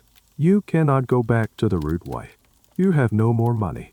And you know, with chilling certainty, that you cannot survive that ordeal a second time. The path to the Magdalene house seems more and more like a real, tangible option, but you are not yet broken enough to take it. You are trapped in a terrible limbo, pregnant and with no way to end it. Your only strategy is to hide it for as long as possible. You start wearing your loosest fitting dress. You use a length of linen to bind your chest, hoping to conceal its swelling. When the nausea strikes, you choke it back, your knuckles white with the effort. You try to eat, even when the thought of food repulses you, to keep up your strength, to keep from looking pale and sick. But the body has its own irrefutable timeline. As the weeks turn into a couple of months, you notice a subtle thickening around your waist. It is almost imperceptible to a casual observer, but you feel it. The waistband of your dress is tighter. When you lie on your bed, you can feel a new firmness in your lower abdomen, a slight, gentle curve that was not there before. It is the first visible sign of the life inside you, a small, emergent truth that will soon be impossible to hide. The arc of your own body is becoming your accuser. This gradual, undeniable physical transformation is a part of the pregnancy experience that historical narratives often gloss over. They focus on the moment of discovery or the moment of birth. But for a woman in your position, these intervening months would be a period of mounting, relentless terror. Every day, the mirror, or your faint reflection in a bucket of water, would present more damning evidence. Every day, the risk of discovery would grow. The other women in the house begin to notice. They do not say anything directly. The rules of this place, the unspoken codes of survival, discourage direct confrontation. But you see it in their eyes. A quick, sideways glance at your belly when they think you are not looking. A whispered conversation that stops abruptly when you enter the room. Elodie's gaze is the heaviest, filled with a sad, knowing pity. She knows what is happening, and she knows there is nothing she can do to help. The most dangerous observer, of course, is Agnes. Her eyes, sharp and calculating, miss nothing. You see her watching you more closely, her gaze lingering on your changing shape. She notices you turning down a cup of ale. She notices you moving more slowly, more carefully. You can feel her suspicion like a physical presence, a cold weight on the back of your neck. This is a point where historical accounts and archaeological evidence sometimes converge in a fascinating, if grim, way. Skeletons of medieval women, when analyzed by bioarchaeologists, can sometimes tell stories that written records cannot. They can show evidence of multiple pregnancies, of malnutrition, of the physical stress of hard labor. There is a particular point of debate among scholars about concealed pregnancies. How long could a woman realistically hide her condition in a close-knit, observant community like a brothel or a small village? The physical changes are one thing, but there are also the social dynamics of scrutiny and gossip, a powerful force in a world with little privacy. Your time is running out. The small, gentle curve of your belly is a ticking clock, counting down the days until your secret is revealed and your world collapses. You are a performer on a stage, trying to finish the play before the scenery collapses around you. Every night you go downstairs is a gamble. Every coin you earn feels like it might be your last. The house, once a grim sanctuary, now feels like a cage, and the eyes of its inhabitants are the bars. The end comes on a cold, rainy evening. The air in the common room is thick and damp, smelling of wet woolen stale. Business is slow. The few men in the room are sullen and quiet. The mood is as grim as the weather. Agnes has been watching you all night, her face a thundercloud. You have been clumsy, dropping a pewter tankard, your movements slow and deliberate. You refused a piece of fatty pork from the pot, the smell of it making your stomach churn. These are small things, but in Agnes' ledger of human behavior, they add up. She calls you over to her table. Her voice is quiet, which is always more dangerous than when she shouts. "Come here," she says, not looking at you. Her eyes fixed on the ledger where she scratches notes with a piece of charcoal. You walk towards her, your legs feeling like lead. "This is it. You know it. You have been getting lazy," she says, her voice flat and clumsy. "You cost me a tankard tonight." "I am sorry," you whisper. "I am not feeling well." "I know you are not," she says. And, for the first time, she looks up, her eyes locking onto yours. They are cold, hard, and utterly devoid of sympathy. "You think I am blind. You think I am a fool." She does not wait for an answer. Her gaze drops pointedly from your face to your belly. The loose dress you wear cannot hide the undeniable truth from her practiced eye. The silence in the small space around the table is absolute. The noise of the common room seems to fade into a distant roar. "Hello," she asks, her voice a low hiss. You cannot speak. You just stand there, mute, condemned. "Get out," she says. The words, sharp and final, like the crack of a whip. "Get your things. I want you gone by sunrise." The words hit you with the force of a physical blow. You had known this was coming, but the reality of it is still staggering. "Agnes, please." You stammer, the plea automatic, hopeless. "I have nowhere to go." "That is not my concern," she says, already looking back down at her ledger, dismissing you as if you were a piece of spoiled meat to be discarded. "You know the rules. This is a place of business, not a charity ward. You are no good to me anymore." Her cruelty is not personal. It is business. A pregnant prostitute is a liability. She drives away customers. She is a drain on resources. And if a child were to be born in the house, it would bring all sorts of unwanted attention from the parish and the city authorities. Your expulsion is a simple, cold, economic calculation. You turn and walk up the stairs, your body moving mechanically.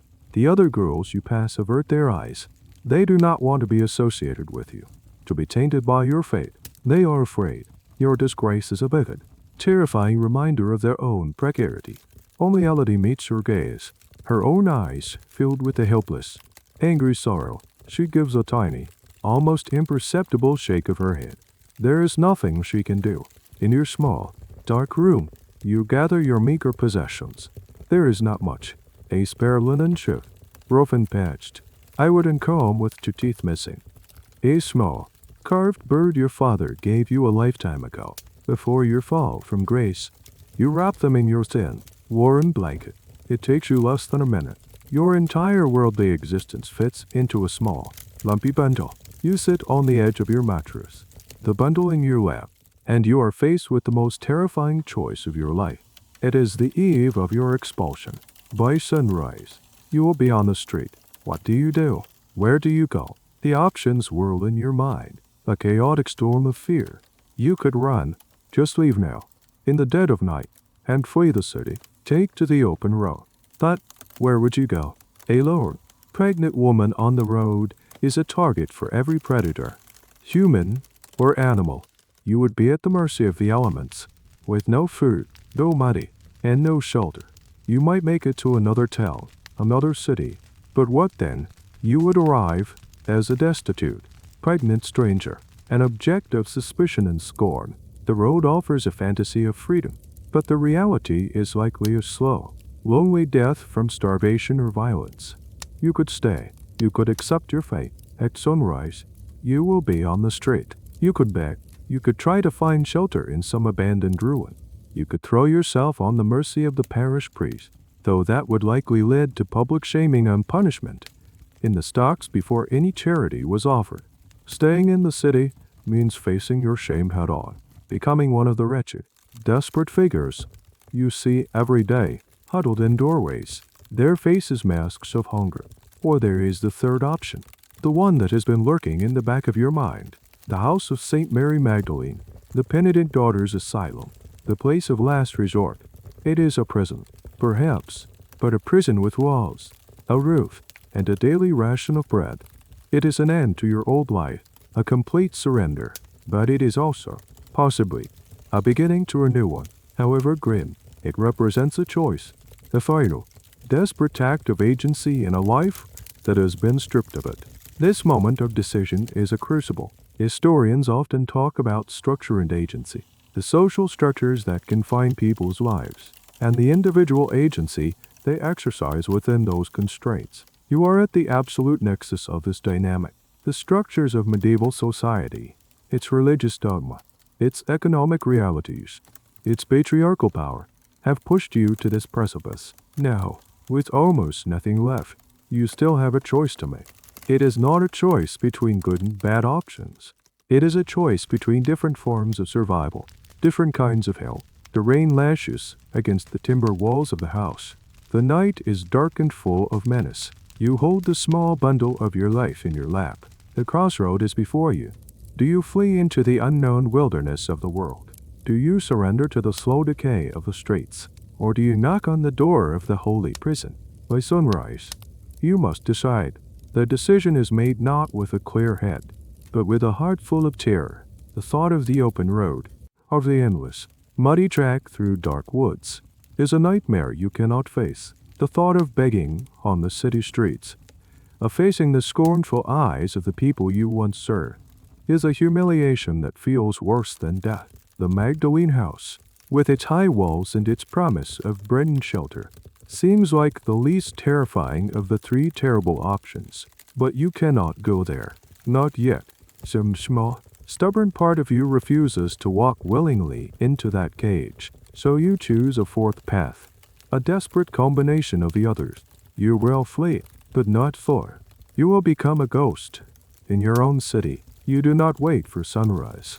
You cannot bear the final, shaming walk out the door in the light of day. In the deepest hour of the night, when even Agnes is asleep, you slip down the stairs, your bare feet making no sound on the worn wood. The common room is dark and silent.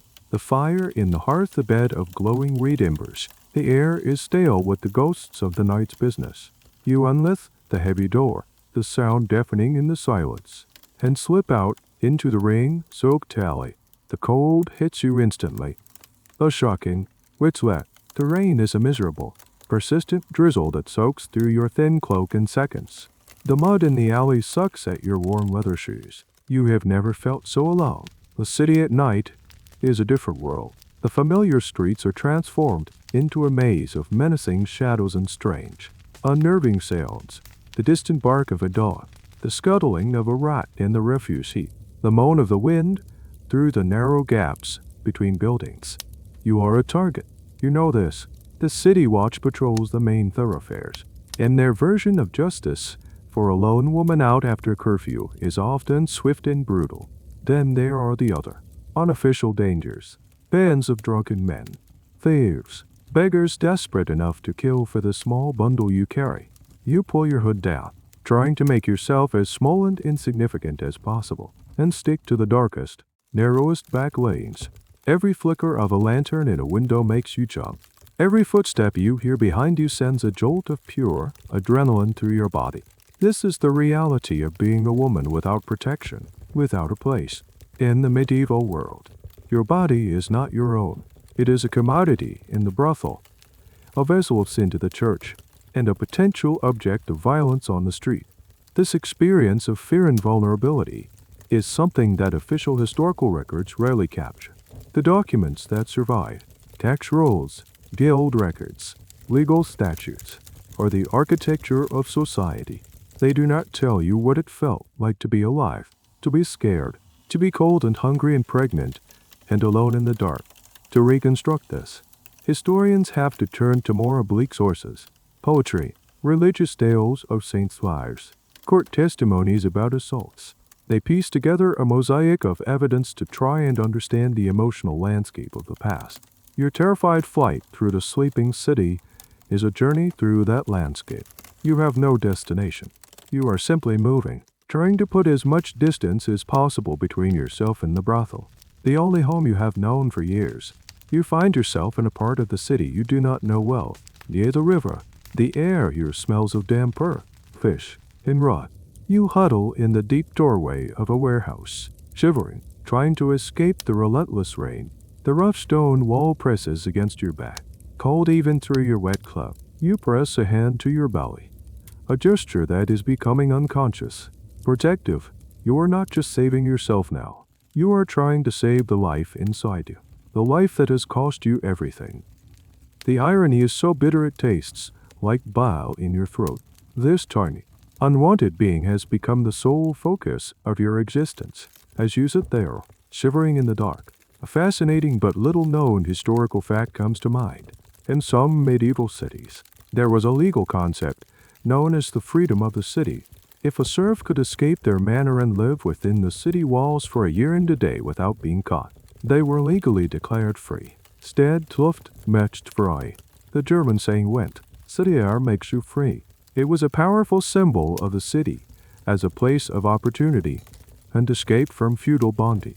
But what about you? The city has not made you free. You are not a serf escaping a lord, but a woman cast out from the city's own regulated economy of sin. For you, the city is not a sanctuary. It has become a wilderness. The laws that protect property and guild members do not apply to you. You have fallen through the cracks of the social order into a state of terrifying non-existence. The first hint of dawn begins to gray the eastern sky, outlining the jagged rooftops against the clouds. The rain has softened to a fine mist. Soon, the city will begin to wake. The bakers will fire their ovens. The carters will lead their horses out of the stables. The bells will ring for morning prayers. You cannot be found here, huddled in a doorway like a common vagrant. You have to find a better hiding place, somewhere to pass the day in secret. You think of the places on the city as margins. The ruins of the old Roman wall on the outskirts of town, the sprawling, chaotic cemetery by the parish church, the dense thicket of trees along the riverbank. You are being pushed, literally, to the edges of society. Your escape from the brothel has not led to freedom, but to a different kind of imprisonment, an exile within the city walls. You pull your wet cloak tighter around you, your body aching with cold and exhaustion, and prepare to venture back into the shadows. A fugitive in the city you once called home. Days and nights blur into a miserable cycle of hiding and scavenging. You spend your days in the ruins of an old, abandoned chapel on the city's edge, a place of crumbling walls and a collapsed roof, where the only company is the pigeons that roost in the rafters. At night, you creep back into the city, a shadow among shadows, searching for scraps of food in the market refuse heaps, drinking water from the public fountain when no one is looking. You are becoming a wraith, thin, dirty, and haunted by a hunger that is a constant, gnawing ache. The life inside you, however, continues to grow, oblivious to your suffering. Your belly is rounding into an unmistakable dome, a visible proclamation of your state. It makes hiding more difficult, and sleeping on the cold stone floor in agony for your aching back. The dream of the open road is long dead. The reality of your situation has become crushingly clear. You cannot survive like this. The baby cannot survive like this. The thought of the Magdalene house returns, no longer as a distant, abstract horror, but as a concrete, tangible necessity. It is a choice born not of will, but of the complete exhaustion of all other options. The stubborn pride that kept you away has been worn down by hunger, cold, and relentless fear. A locked gate now sounds like safety. A hard rule now sounds like order. A bowl of thin soup now sounds like a feast. One cold morning, you make the decision. You use the last of your strength to walk across the city. A slow, painful pilgrimage. You are a shocking sight, and people turn away from you, mothers pulling their children closer. Your hair is matted. Your face is gaunt and smudged with dirt. Your clothes are ragged, and your swollen belly is obvious beneath your tattered cloak. You are the very image of the fallen woman, the cautionary tale made flesh. You arrive at the house of St. Mary Magdalene in the late afternoon. It stands on a hill overlooking the city, its high stone walls stark and imposing. There are no welcoming decorations, only a single, massive, iron-studded oak door. It looks more like a fortress than a convent. A small, grated window is set into the door at eye level. You stand before it, your heart pounding with a mixture of terror and a strange, profound relief. This is the end of the road. You raise a trembling hand and knock. The sound is solid, final. For a long time, nothing happens. You wonder if anyone has heard you. You are about to knock again when a wooden panel behind the grate slides open, and a pair of eyes appear in the opening. They are old, gray, and devoid of emotion. They belong to a nun, her face framed by a simple, starched W wimple. What do you want? Her voice is raspy, impatient. I seek sanctuary, you say, the words catching in your throat.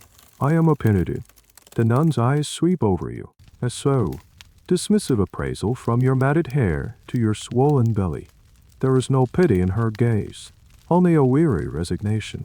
She has seen 100 women just like you standing at this gate.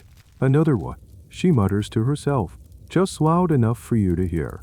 The city sends its refuse to our door. The casual cruelty of her words is a small, sharp pain, but you are too beaten down to feel anger. You just wait, shivering, for her verdict. She sighs.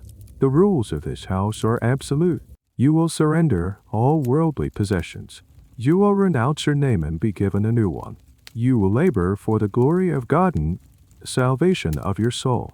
You will maintain a vow of silence, except during prayer. You will confess your sins and accept your penance without complaint. Do you understand and accept these terms? Her speech is a formal, rehearsed litany. It is the contract for your soul. This moment is a point of significant debate for historians. Was this a voluntary contract? Legally, a woman in your position, of sound mind, would be seen as entering into this arrangement willingly. But true consent requires a freedom of choice that you simply do not have. Is it a choice when the alternative is starvation? Scholars who study the history of asylums and institutions grapple with this concept of coerced consent. You are choosing this life, but you are doing so with a knife to your throat. I accept. You whisper. The words feel like they are being pulled from you. In the child, the nun asks, her gaze flicking down to your belly again. It is a child of sin. It cannot be raised within these sacred walls. When it is born, it will be given to the foundling home. You will not see it. You will not hold it. You will renounce it as you renounce your past. Do you understand and accept this? This is the final, brutal term of the contract. The one thing you have been protecting, the life that has cost you everything, must be surrendered. A wave of nausea, so profound it is almost grief, washes over you. To go through the ordeal of birth only to have the child immediately taken away. It is a cruelty beyond imagining. And yet, what is the alternative? To give birth in a filthy alleyway and watch the baby die of cold. At least the foundling home, for all its grim statistics, offers a sliver of a chance. You close your eyes. You see the face of the midwife. Iveta. You see Elodia's sad, knowing eyes. You see your own reflection in the pewter shard on the brothel wall. That woman is about to die. I accept. You say again, your voice cracking. The nun nods, seemingly satisfied. There is a loud, grinding sound of a heavy bolt being drawn. The massive door groans open, just wide enough for you to slip through. You step across the threshold, out of the fading light of the world and into the dim, cold shadow of the cloister. The door swings shut behind you with a deafening, final thud. The bolt slides back into place. You have arrived. You are safe. You are a prisoner. The world inside the walls is one of stone, silence, and shadow. The air is cold and smells of damp rot, beeswax, and dry soap. A lay sister, her face impassive, leads you through a series of bare, echoing corridors to a small, cell-like room. This will be your home. It contains a narrow wooden bed with a thin straw mattress, a bucket, and a single wooden cross on the wall. The only light comes from a high, slit-like window, too narrow to see anything but a sliver of gray sky. The first thing they do is strip you of your old identity. They take your ragged clothes, the ones you have worn for months, and burn them. They are filthy, yes, but they are also the last physical link to your past. You are made to wash in a tub of bitingly cold water, scrubbing your skin raw with a coarse brush. A ritual cleansing that feels more like a punishment than a purification. Then they give you the uniform of a penitent, a simple, shapeless shift in the tunic of rough, undyed wool, the color of dirt. It is itchy and stiff. They cut your hair, shearing off the long, matted locks with a pair of shears until you are left with a short, ragged crop.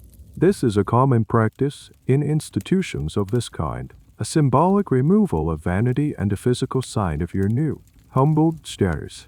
In a world where a woman's hair was often seen as her crowning glory, this act is a profound form of psychological subjugation. Finally, they take your name. You are no longer the person you were. You are to be called Sister Agnes. The irony is so bitter, so cruel, that you almost laugh. To be given the name of the woman who cast you out, to be branded with the identity of your former tormentor.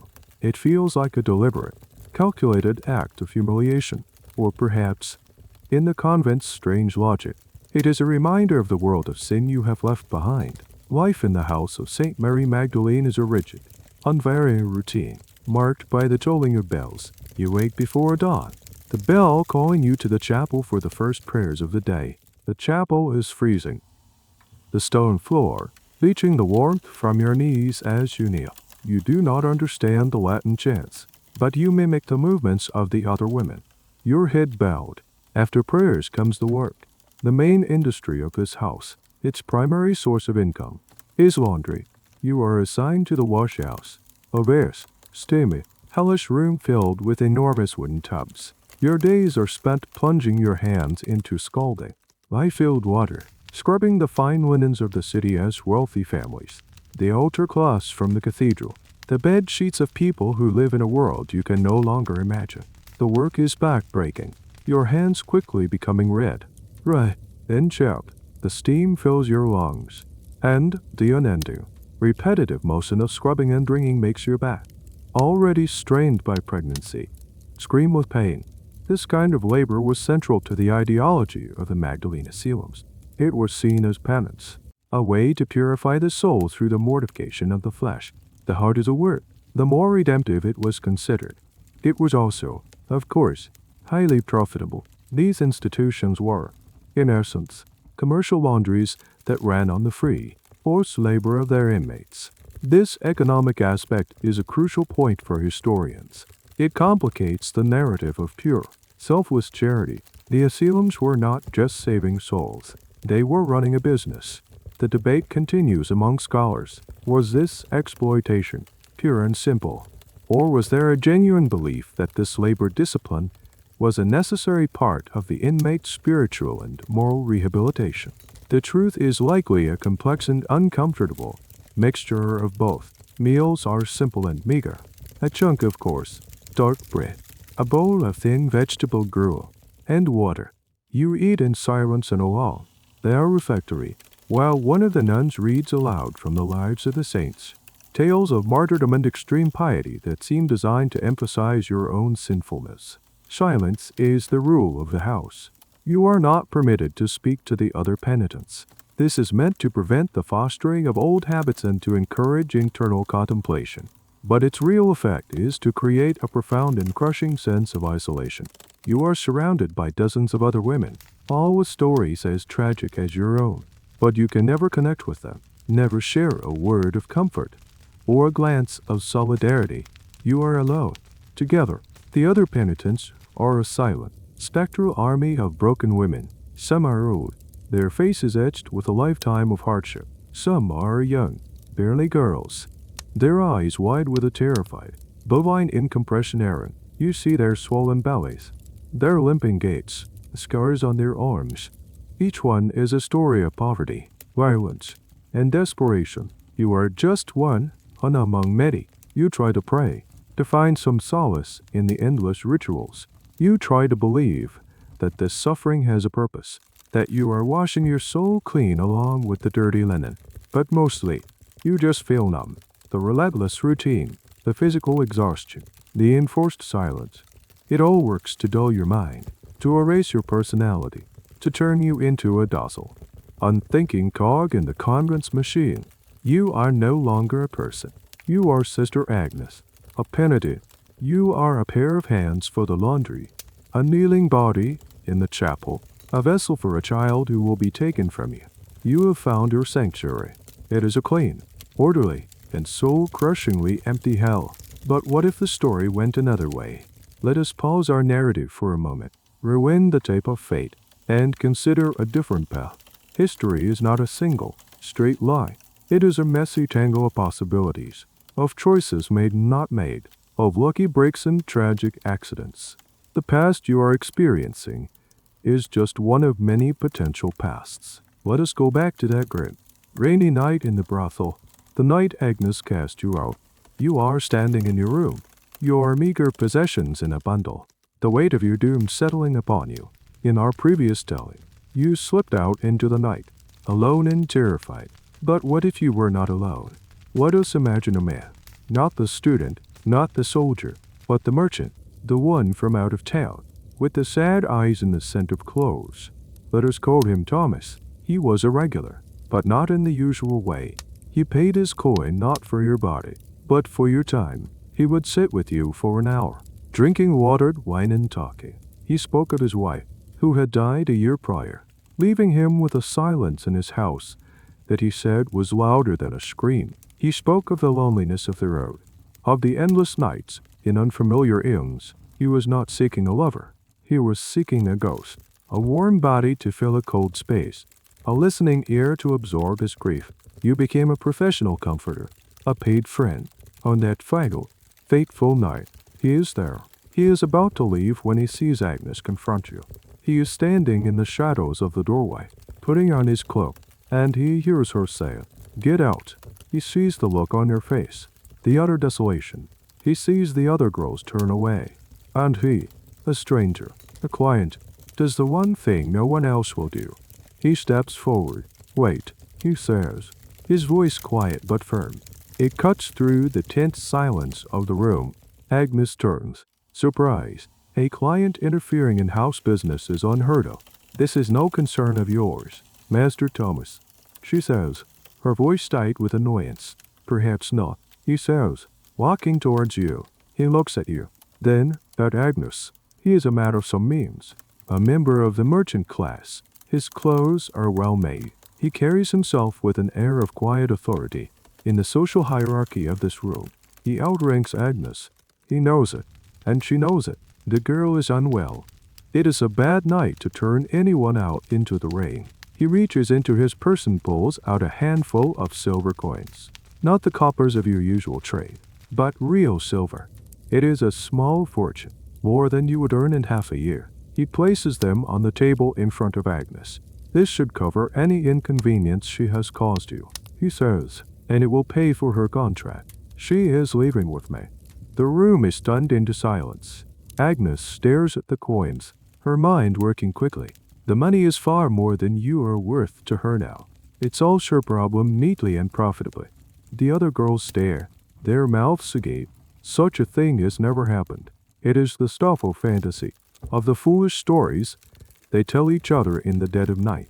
This scenario of a client buying out a prostitute is a fascinating historical possibility. It is not common, and records of such transactions are incredibly rare, but it is not impossible. It falls into a gray area of social and economic practice. Thy woman in your position was not a slave, not legally property to be bought and sold, but you were bound to the house by debt and dependence, a form of indenture. A man with enough money and influence could, in effect, pay off that debt and release you. The motivations for such an act are a subject of historical speculation. Was it a genuine act of compassion, a desire for a mistress, an attempt to find a surrogate wife, or perhaps, as in the case of our fictional Thomas, a complex mixture of loneliness, pity, and a sense of responsibility? Historians who study emotions in the past grapple with these questions. It is a reminder that people in history were not just economic actors or social pawns. They were complex individuals driven by the same tangled web of feelings that doctor us today. Agnes scoops up the coins. As you wish, Master Thomas, she says, her voice now smooth and accommodating. Her things are upstairs. You are in a state of shock, unable to process what is happening. Thomas turns to you, his eyes not filled with lust or ownership, but with a quiet, somber pity. Get your things, he says gently. We will find you a place to stay for the night. You stumble upstairs, grab your small bundle, and come back down. The other girls watch you leave, their faces a mixture of envy and disbelief. You walk out the door of the brothel, not as an outcast cast into the storm, but under the protection of an unlikely savior. The rain is still falling, but it does not feel as cold. Thomas leads you to a respectable inn, a place you would never have been allowed to enter on your own. He pays for a room for you, a real room with a clean bed and a small fire. He has the innkeeper's wife bring you a hot meal. I am leaving the city in 2 days' time, he tells you, standing awkwardly in the doorway of your room. I have a house in the north. It is quiet. There is a housekeeper, an old woman. You would be safe there. You could have the child there. He is offering you not a marriage, not a romance, but a position, something between a ward, a servant, and a memorial to his dead wife. It is a strange, unconventional arrangement, a private treaty between two lonely people. It is not freedom, not exactly. You would be dependent on his charity, your life governed by his goodwill. But it is a world away from the Magdalene house, from the street, from the root wife's poison. It is a lifeline, a 1 in a million chance, a fluke of circumstance, a stranger's unexpected kindness. It is a reminder that even in the most brutal of times, history is sometimes shaped not by grand forces, but by small, quiet acts of human decency. You look at this sad, lonely man, and for the first time in a long time, you feel a flicker of something that feels almost like hope. Let us return now to the cold stone walls of the house of St. Mary Magdalene. The alternate path, the kindness of a stranger, was just a fleeting thought, a ghost of a life not lived. Your reality is the endless, back-breaking labor of the laundry, the gnawing hunger, and the silent, crushing weight of the convent's routine. Your pregnancy progresses, your belly swelling into a tight, heavy globe beneath the ruffle of your penitent's tunic. The other penitents, and even the nuns, treat you with a kind of detached practicality. Your condition is not a miracle to be celebrated, but a biological event to be managed. The Mother Superior, a stern, unsmiling woman, informs you that you will be relieved of your duties in the wash house a week before your confinement is expected. You will be moved to a small, isolated cell in the infirmary wing to await the birth. The time comes, as old time does. The first pains begin in the middle of the night. Hello. Persistent take in your back. You know the feeling. It is a deeper, more primal version of the agony you felt on the night you took the root wife's herbs. But this time, it is not a harbinger of death, but of life. A lay sister, a stout, middle-aged woman with rough, capable hands, leads you to the infirmary cell. She is to be your midwife. She is not like Iveta, with her sad, kind eyes. This woman is brusque and deficient, her manner suggesting that birth is a messy, inconvenient business to be gotten through as quickly as possible. The cell is bare, containing only a wooden pallet with a clean straw mattress and a bucket of water. The labor is a timeless, elemental ordeal. It is a storm of pain that racks your body, pulling you under, then releasing you, only to pull you under again. There are no words of comfort, no hand to hold. The lay sister comes and goes, checking on you periodically, her face impassive. You are an animal in a cage, left to the raw, brutal mechanics of nature. In the long, pain-filled hours, you are utterly alone with your body. You are no longer Sister Agnes, a penitent. You are not the girl from the brothel. You are simply a vessel, a conduit for a force of nature far greater than yourself. The rigid control of the convent, the shame of your past, the fear of your future, it all melts away in the searing heat of the contractions. There is only this moment, this pain, this monumental, all-consuming work. This experience of childbirth in the Middle Ages is a topic of great interest to social historians and archaeologists. They study it from multiple angles. Skeletal remains can show the toll that childbirth took on women's bodies.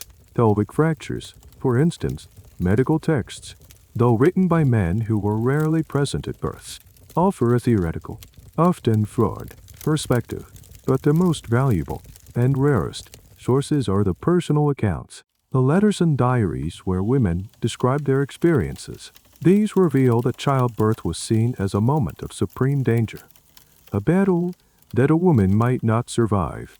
Before every birth, a woman would prepare for death, confessing her sins and putting her affairs in order. For you, in this cell, death feels very near. You are weakened by months of poor nutrition and hard labor. There is a point, deep in the crucible of the labor, where you feel your strength give out, where you feel yourself slipping away. You are so tired, so utterly spent, that the idea of letting go, of surrendering to the darkness, feels like a sweet relief. But then, a new sensation, a powerful, overwhelming, involuntary urge to push.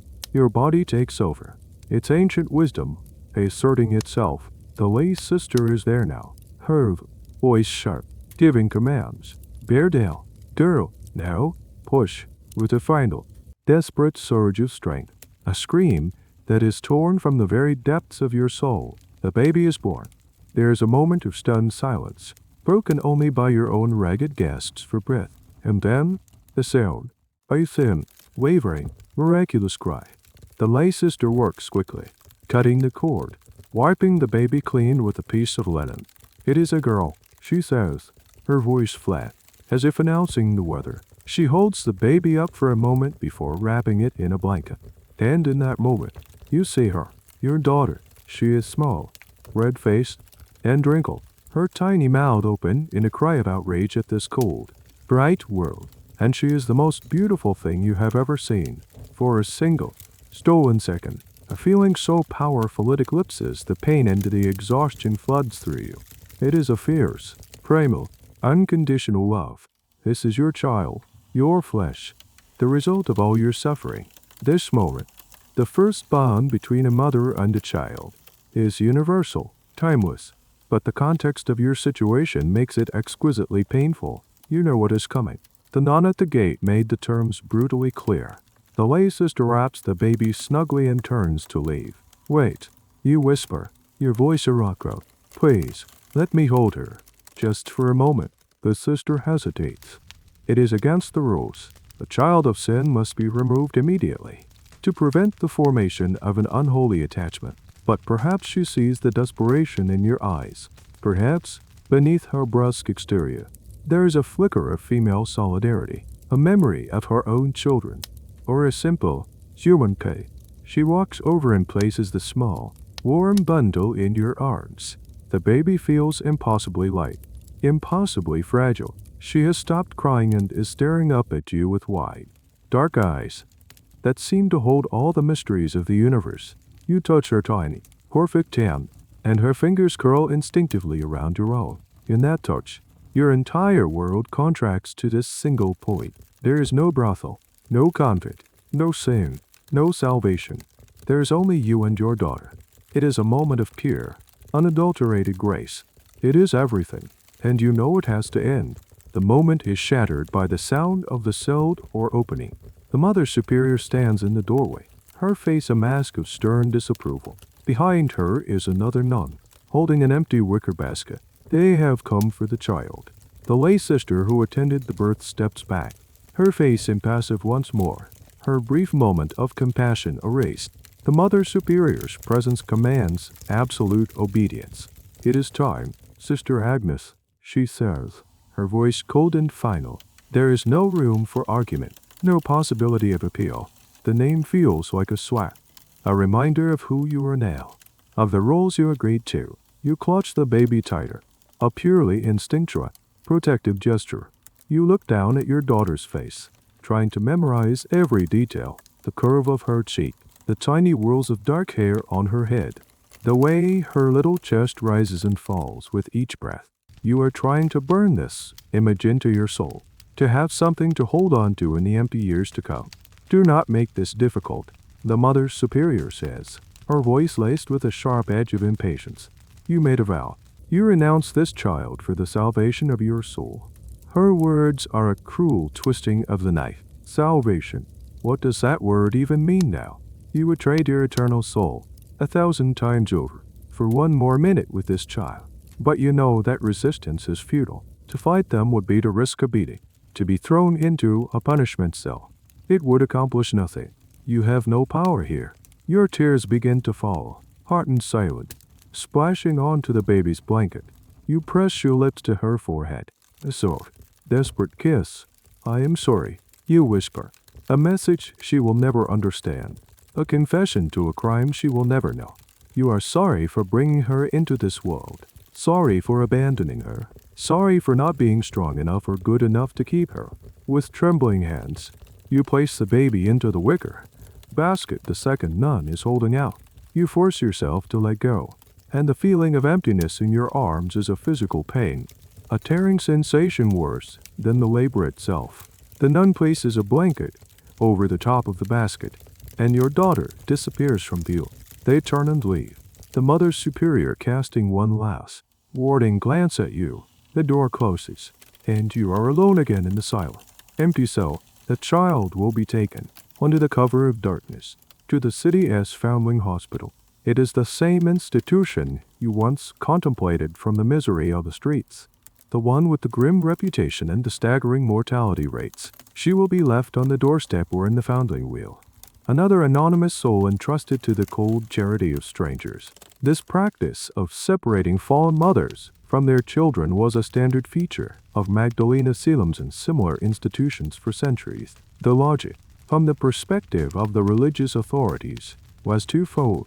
First, it was believed that the mother, being a sinner, was an unfit parent, and her influence would corrupt the child. Removing the child was seen as an act of spiritual rescue. Second, the separation was a key part of the mother's penance. Giving up her child was the ultimate sacrifice, a demonstration of her commitment to her new, penitent life. It was a psychologically brutal but ideologically consistent policy. Historians who study the emotional and psychological impact of these institutions argue that this act of forced separation was perhaps the most profound trauma inflicted upon the inmates. It created a wound that would never heal, a lifelong state of unresolved grief and guilt. There are heartbreaking, scattered records, letters, asylum logs that hint at the long-term suffering of these women, who would spend the rest of their lives wondering if their child had survived, what they looked like, what their life was like. In your cell, you are at the very beginning of that long, dark road of wondering. You curl into a ball on the straw mattress, your body aching, your arms feeling unnaturally empty. You wrap them around your now flat stomach, but it offers no comfort. The silence of the room is deafening. A few minutes ago, it was filled with the sound of a newborn's cry. Now, it is just the sound of your own ragged, heartbroken sobs. You have done the right thing. According to the rules of this world, you have given your child a chance, however slim, at a life outside the brothel. a life with a roof over her head and food in her belly. You have secured your own place in this sanctuary, your own meager survival. You have followed the path to salvation, but as you lie there, weeping in the dark, you have never felt more damned. The memory of the weight of your daughter in your arms, the feel of her tiny hand in yours, will be both your most precious treasure and your eternal torment. The days that follow the birth are a gray, featureless landscape of emptiness. Your body begins to heal, slowly and reluctantly. The lay sisters bring you broth and bread, their actions clinical and detached. They are restoring your strength not out of compassion, but because you are a laborer, and they need you back in the washhouse. Your purpose in this place is to work and to repent, and the messy business of childbirth was merely a temporary interruption. But while your body mends, your mind and spirit are shattered. You are adrift in a sea of grief, a profound, anchorless sorrow that is unlike anything you have ever known. The loss of the child is not a sharp, clean-cut, but a gaping, weeping wound. Every part of your being aches with her absence. Your arms feel empty. Your breasts are painfully swollen with milk that has no purpose. A cruel, biological reminder of the baby who is not there to drink it. At night, you wake up from a deep sleep, certain you heard a baby cry, your body jolting into a state of maternal alert before the crushing reality of the silent cell rushes back in. You are a mother, but you have no child. It is a state of being that has no name, a psychological limbo that leaves you feeling like a ghost. You are haunted by her. The face you saw for only a few brief moments is a constant presence in your mind's eye. You replay that scene, the lay sister placing her in your arms, her weight, her warmth, her tiny fingers curling around yours, over and over again, clinging to the memory like a drowning woman clinging to a piece of driftwood. This postpartum period, what we now understand as a time of immense hormonal and emotional vulnerability for a new mother, was not recognized in your world. There was no concept of postpartum depression, a woman's sadness after childbirth, especially a sinful woman's, would be interpreted as a spiritual failing, a lack of faith, a sign of incomplete repentance. There is no sympathy for your grief. You are expected to be grateful for your salvation, not mournful for the child you surrendered. The world outside your body feels distant and unreal.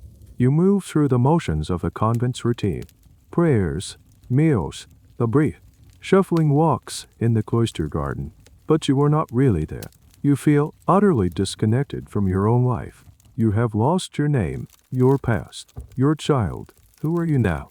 You try to find yourself in the identity they have given you. Sister Agnes, the penitent, but it feels like a hollow costume. The woman who laughed with Elodie, who feared Agnes, who prayed in the dark before drinking the root wife's poison. She seems like a different person, someone you knew a long time ago.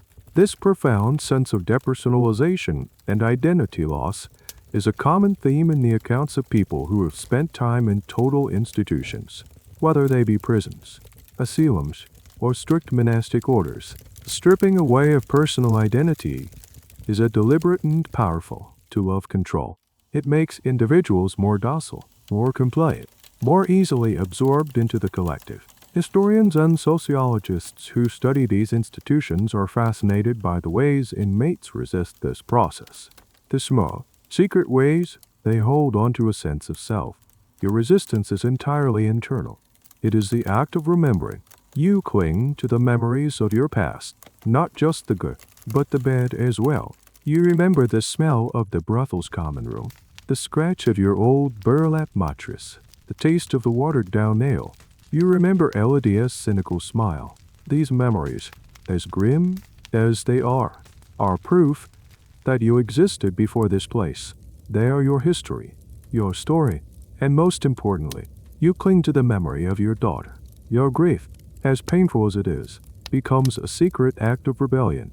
To mourn her is to insist that she was real, that your connection to her was real, that your love for her was real. No matter what the Mother Superior says about children of sin, your sorrow is the last, secret piece of your identity that they cannot take from you. After a week, you are deemed well enough to return to your duties. You walk back into the steamy, deafening roar of the washhouse. The other penitents look at you, their faces blank. They see your flat belly, and they know. Some of them have gone through the same ordeal. You can see it in their eyes. A deep, haunted emptiness that mirrors your own. But you cannot speak of it. The rule of silence holds. You are all members of a secret, silent sorority of grieving mothers, bound by a shared, unspeakable trauma. You plunge your hands back into the scalding water. You pick up the scrubbing brush. The work is a kind of blessing now. The sheer, physical exhaustion it brings is the only thing that can quiet the ghosts in your mind. You scrub and scrub and scrub, trying to wash away the sins of the world, trying to wash away the memory of the past, but know it with a terrible certainty that you will never, ever be clean. Years pass. The seasons turn outside the high stone walls of the country, but inside, time is a flat, unchanging circle, marked only by the tolling of the bells. You grow older. The face that stares back at you from a polished silver paten in the chapel is a stranger's. Thin, pale, and etched with lines of a sorrow so old it has become a part of your features. You are Sister Agnes now. Truly, the girl you once were is a distant, faded memory. Your life is one of absolute routine. You wait, you pray, you work, you eat, you sleep. You have become an expert in the laundry. Your hands permanently red and calloused. The smell of lice hope ingrained in your very skin. The rule of silence, once a torment, has become a strange kind of comfort. The world of words, of messy human connection, is a place you no longer feel you belong. Silence is queen. Silence is safe. But the ghost of your daughter never leaves you. She is a constant, quiet presence in the back of your mind. You find yourself marking the passage of time by her life, not your own, on the anniversary of her birth, a day no one else in the world remembers. You offer up a secret, silent prayer. You imagine her growing. Is she walking now? Is her hair still dark? Does she have a quick smile or a solemn face? The questions are a form of torture, but you cannot stop them. You have no way of knowing her fate. The Foundling Hospital is a black box. She could have died in her first week from a fever. She could have been one of the lucky few to survive, eventually farmed out to a wet nurse in the countryside, or, when she was old enough, apprenticed to a trade or sent into service. You will never know.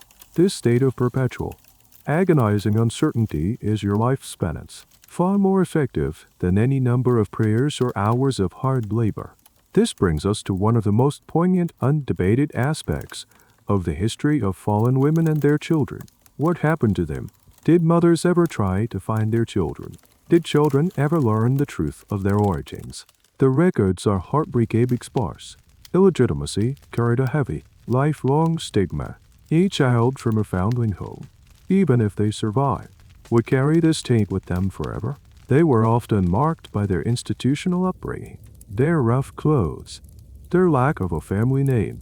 Their legal and social status was ambiguous. Some historians have tried to trace the lives of these foundlings through parish records and apprenticeship rolls. It is a difficult, painstaking process. The story is usually one of hardship and poverty. A girl might be sent to work as a scullery maid, a boy as a laborer's assistant. They existed on the lowest rungs of the social ladder. The new name you were given in the convent is a mirror of the no name your child has in the world.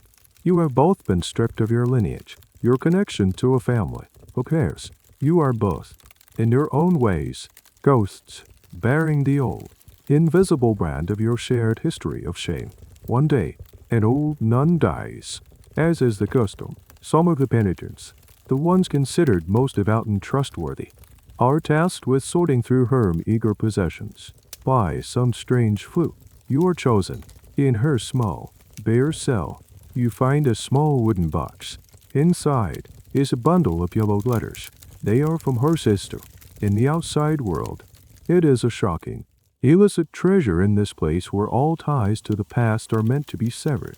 You know you should give the box to the Mother Superior, but a rebellious impulse, a flicker of the girl you once were, takes over. In the dead of night, you read them by the faint light of a sliver of moon coming through your window. They are full of simple, domestic news, the price of wool, a neighbor's wedding, a sick child. It is a glimpse into a world you have almost forgotten, a world of families and homes unordinary. everyday life. In the last letter, written many years ago, the sister writes, "Pray for my little Anne. The fever is high. We fear God will take her from us." You stare at the words. This old, silent nun, who you worked alongside for years. She had a niece, a child she loved, a child she worried for.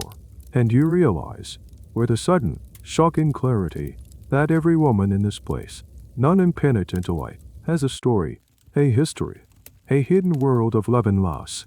You are not the only one haunted by the ghost of a child.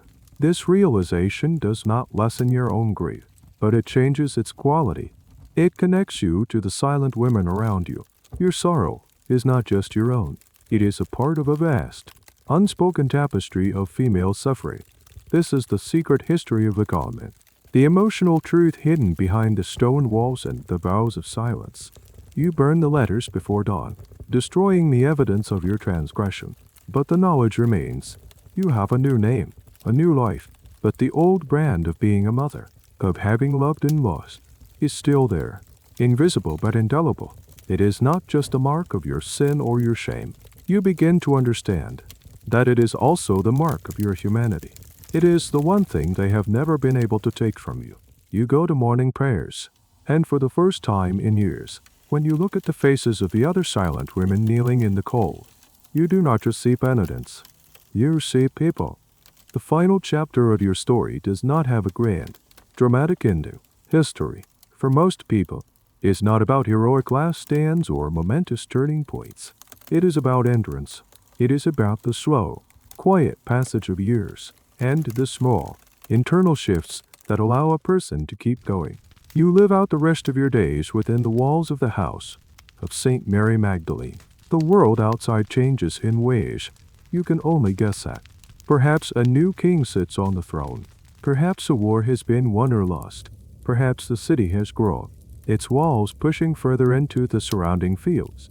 To you, it is all just rumor, faint echoes that barely penetrate the thick stone and the thicker silence of the convent. Your world is the washhouse, the chapel, the refectory, the small, bare cell that holds your sleeping and waking body. You become one of the old ones, a fixture in the house, as much a part of its fabric as the worn stone floors. New girls arrive, young unterrified, their bellies swelling with the same secret shame you once carried.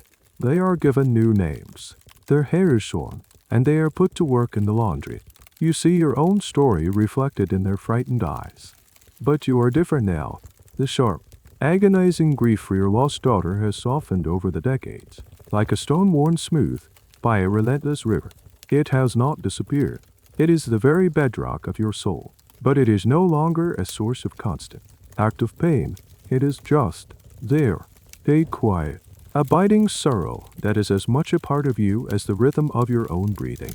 You find a new role for yourself, a secret purpose that exists outside the convent's rigid rules. You break the vow of silence, but not with idle chatter. You do it with small, almost imperceptible acts of kindness. When a new girl is weeping in the corner of the washhouse, overwhelmed by the harsh lie and her own despair, you might move to work beside her. The steady, rhythmic scrape of your brush next to hers a strained, unspoken form of comfort. You might leave a small portion of your own meager bread ration by the cot of a pregnant girl who is struggling to keep her food down. These are tiny rebellions, so subtle that they go unnoticed by the vigilant eyes of the Mother Superior. They are your way of honoring the memory of Elodie, who once did the same for you. You are becoming the woman you needed when you first arrived. You are creating a thin, fragile thread of humanity in this place designed to stamp it out. This quiet, informal network of support among inmates is a phenomenon that historians of institutions find fascinating. It is a form of resistance that leaves almost no trace in the official record. The ledgers and rule books record the punishments and the profits, but they do not record the shared glance, the offered crust of bread, the moment of silent, mutual understanding. It is a reminder that even in the most oppressive systems, people find ways to create their own small, hidden communities, their own moral economies based on empathy and shared suffering. One evening, as you are walking through the cloister garden at dusk, you look up and see the sky. A brilliant, impossible tapestry of orange purple. It is the same sky you once saw from your garret window in the brothel, the sky that signaled the beginning of your working night. For a moment, the immense, yawning chasm of your life opens up before you. You see the girl you are, full of fear and a desperate, flickering hope. You see the terrified woman fleeing through the rainy streets. You see the grieving mother in the infirmary cell. And you see yourself now, an old woman in a penitent's robe, your hands gnarled from a lifetime of harsh labor. You are all of these people at once. Your life has not been one of sin followed by salvation. The neat and tidy narrative the convent preaches. It has been a messy, painful, complicated journey. You have not been redeemed, perhaps, but you have survived. And in a world that did everything it could to crush you, survival is its own form of victory. You look towards the east, in the direction of the city, now just a collection of twinkling lights below the hill. Somewhere down there, a woman who is now as old as you were when you gave birth might be telling her own children a story. Or perhaps there is nothing, just a small, unmarked grave in a pauper's field. You will never know. You have learned to live with the not knowing. You have learned to find a strange, quiet peace in the endless mystery. You turn away from the fading light and walk back towards the chapel, the bell calling you to the last prayers of the day. You are not praying for salvation anymore. You are not praying for forgiveness. You are simply giving thanks for the breath in your lungs, for the solid stone beneath your feet. You are praying for the ghost of a child whose face you can barely remember, and for the young, foolish girl who brought her into the world. You have found your peace, not in God, but in yourself. As the sun sinks below the horizon, you look up at the first star of the evening, a tiny, distant pinprick of light in the vast, encroaching darkness. It is enough. The story is over now. The bells of the convent have fallen silent, and Sister Agnes has found her quiet corner of the world. The lives of these women, so often erased from the grand narratives of history, were filled with a quiet, desperate courage that we can only glimpse in the shadows. Their stories are not about kings or battles, but about the resilience of the human heart in the face of a world that offered them so few choices. As you close your eyes, let the silence of that cloister settle around you. It is a silence filled not with emptiness, but with the faint, spectral echoes of a million forgotten lives, a million untold stories. Let their quiet strength be a soft blanket as you drift away. The struggles of the past are faded, and all that is left is the deep, peaceful quiet of the night.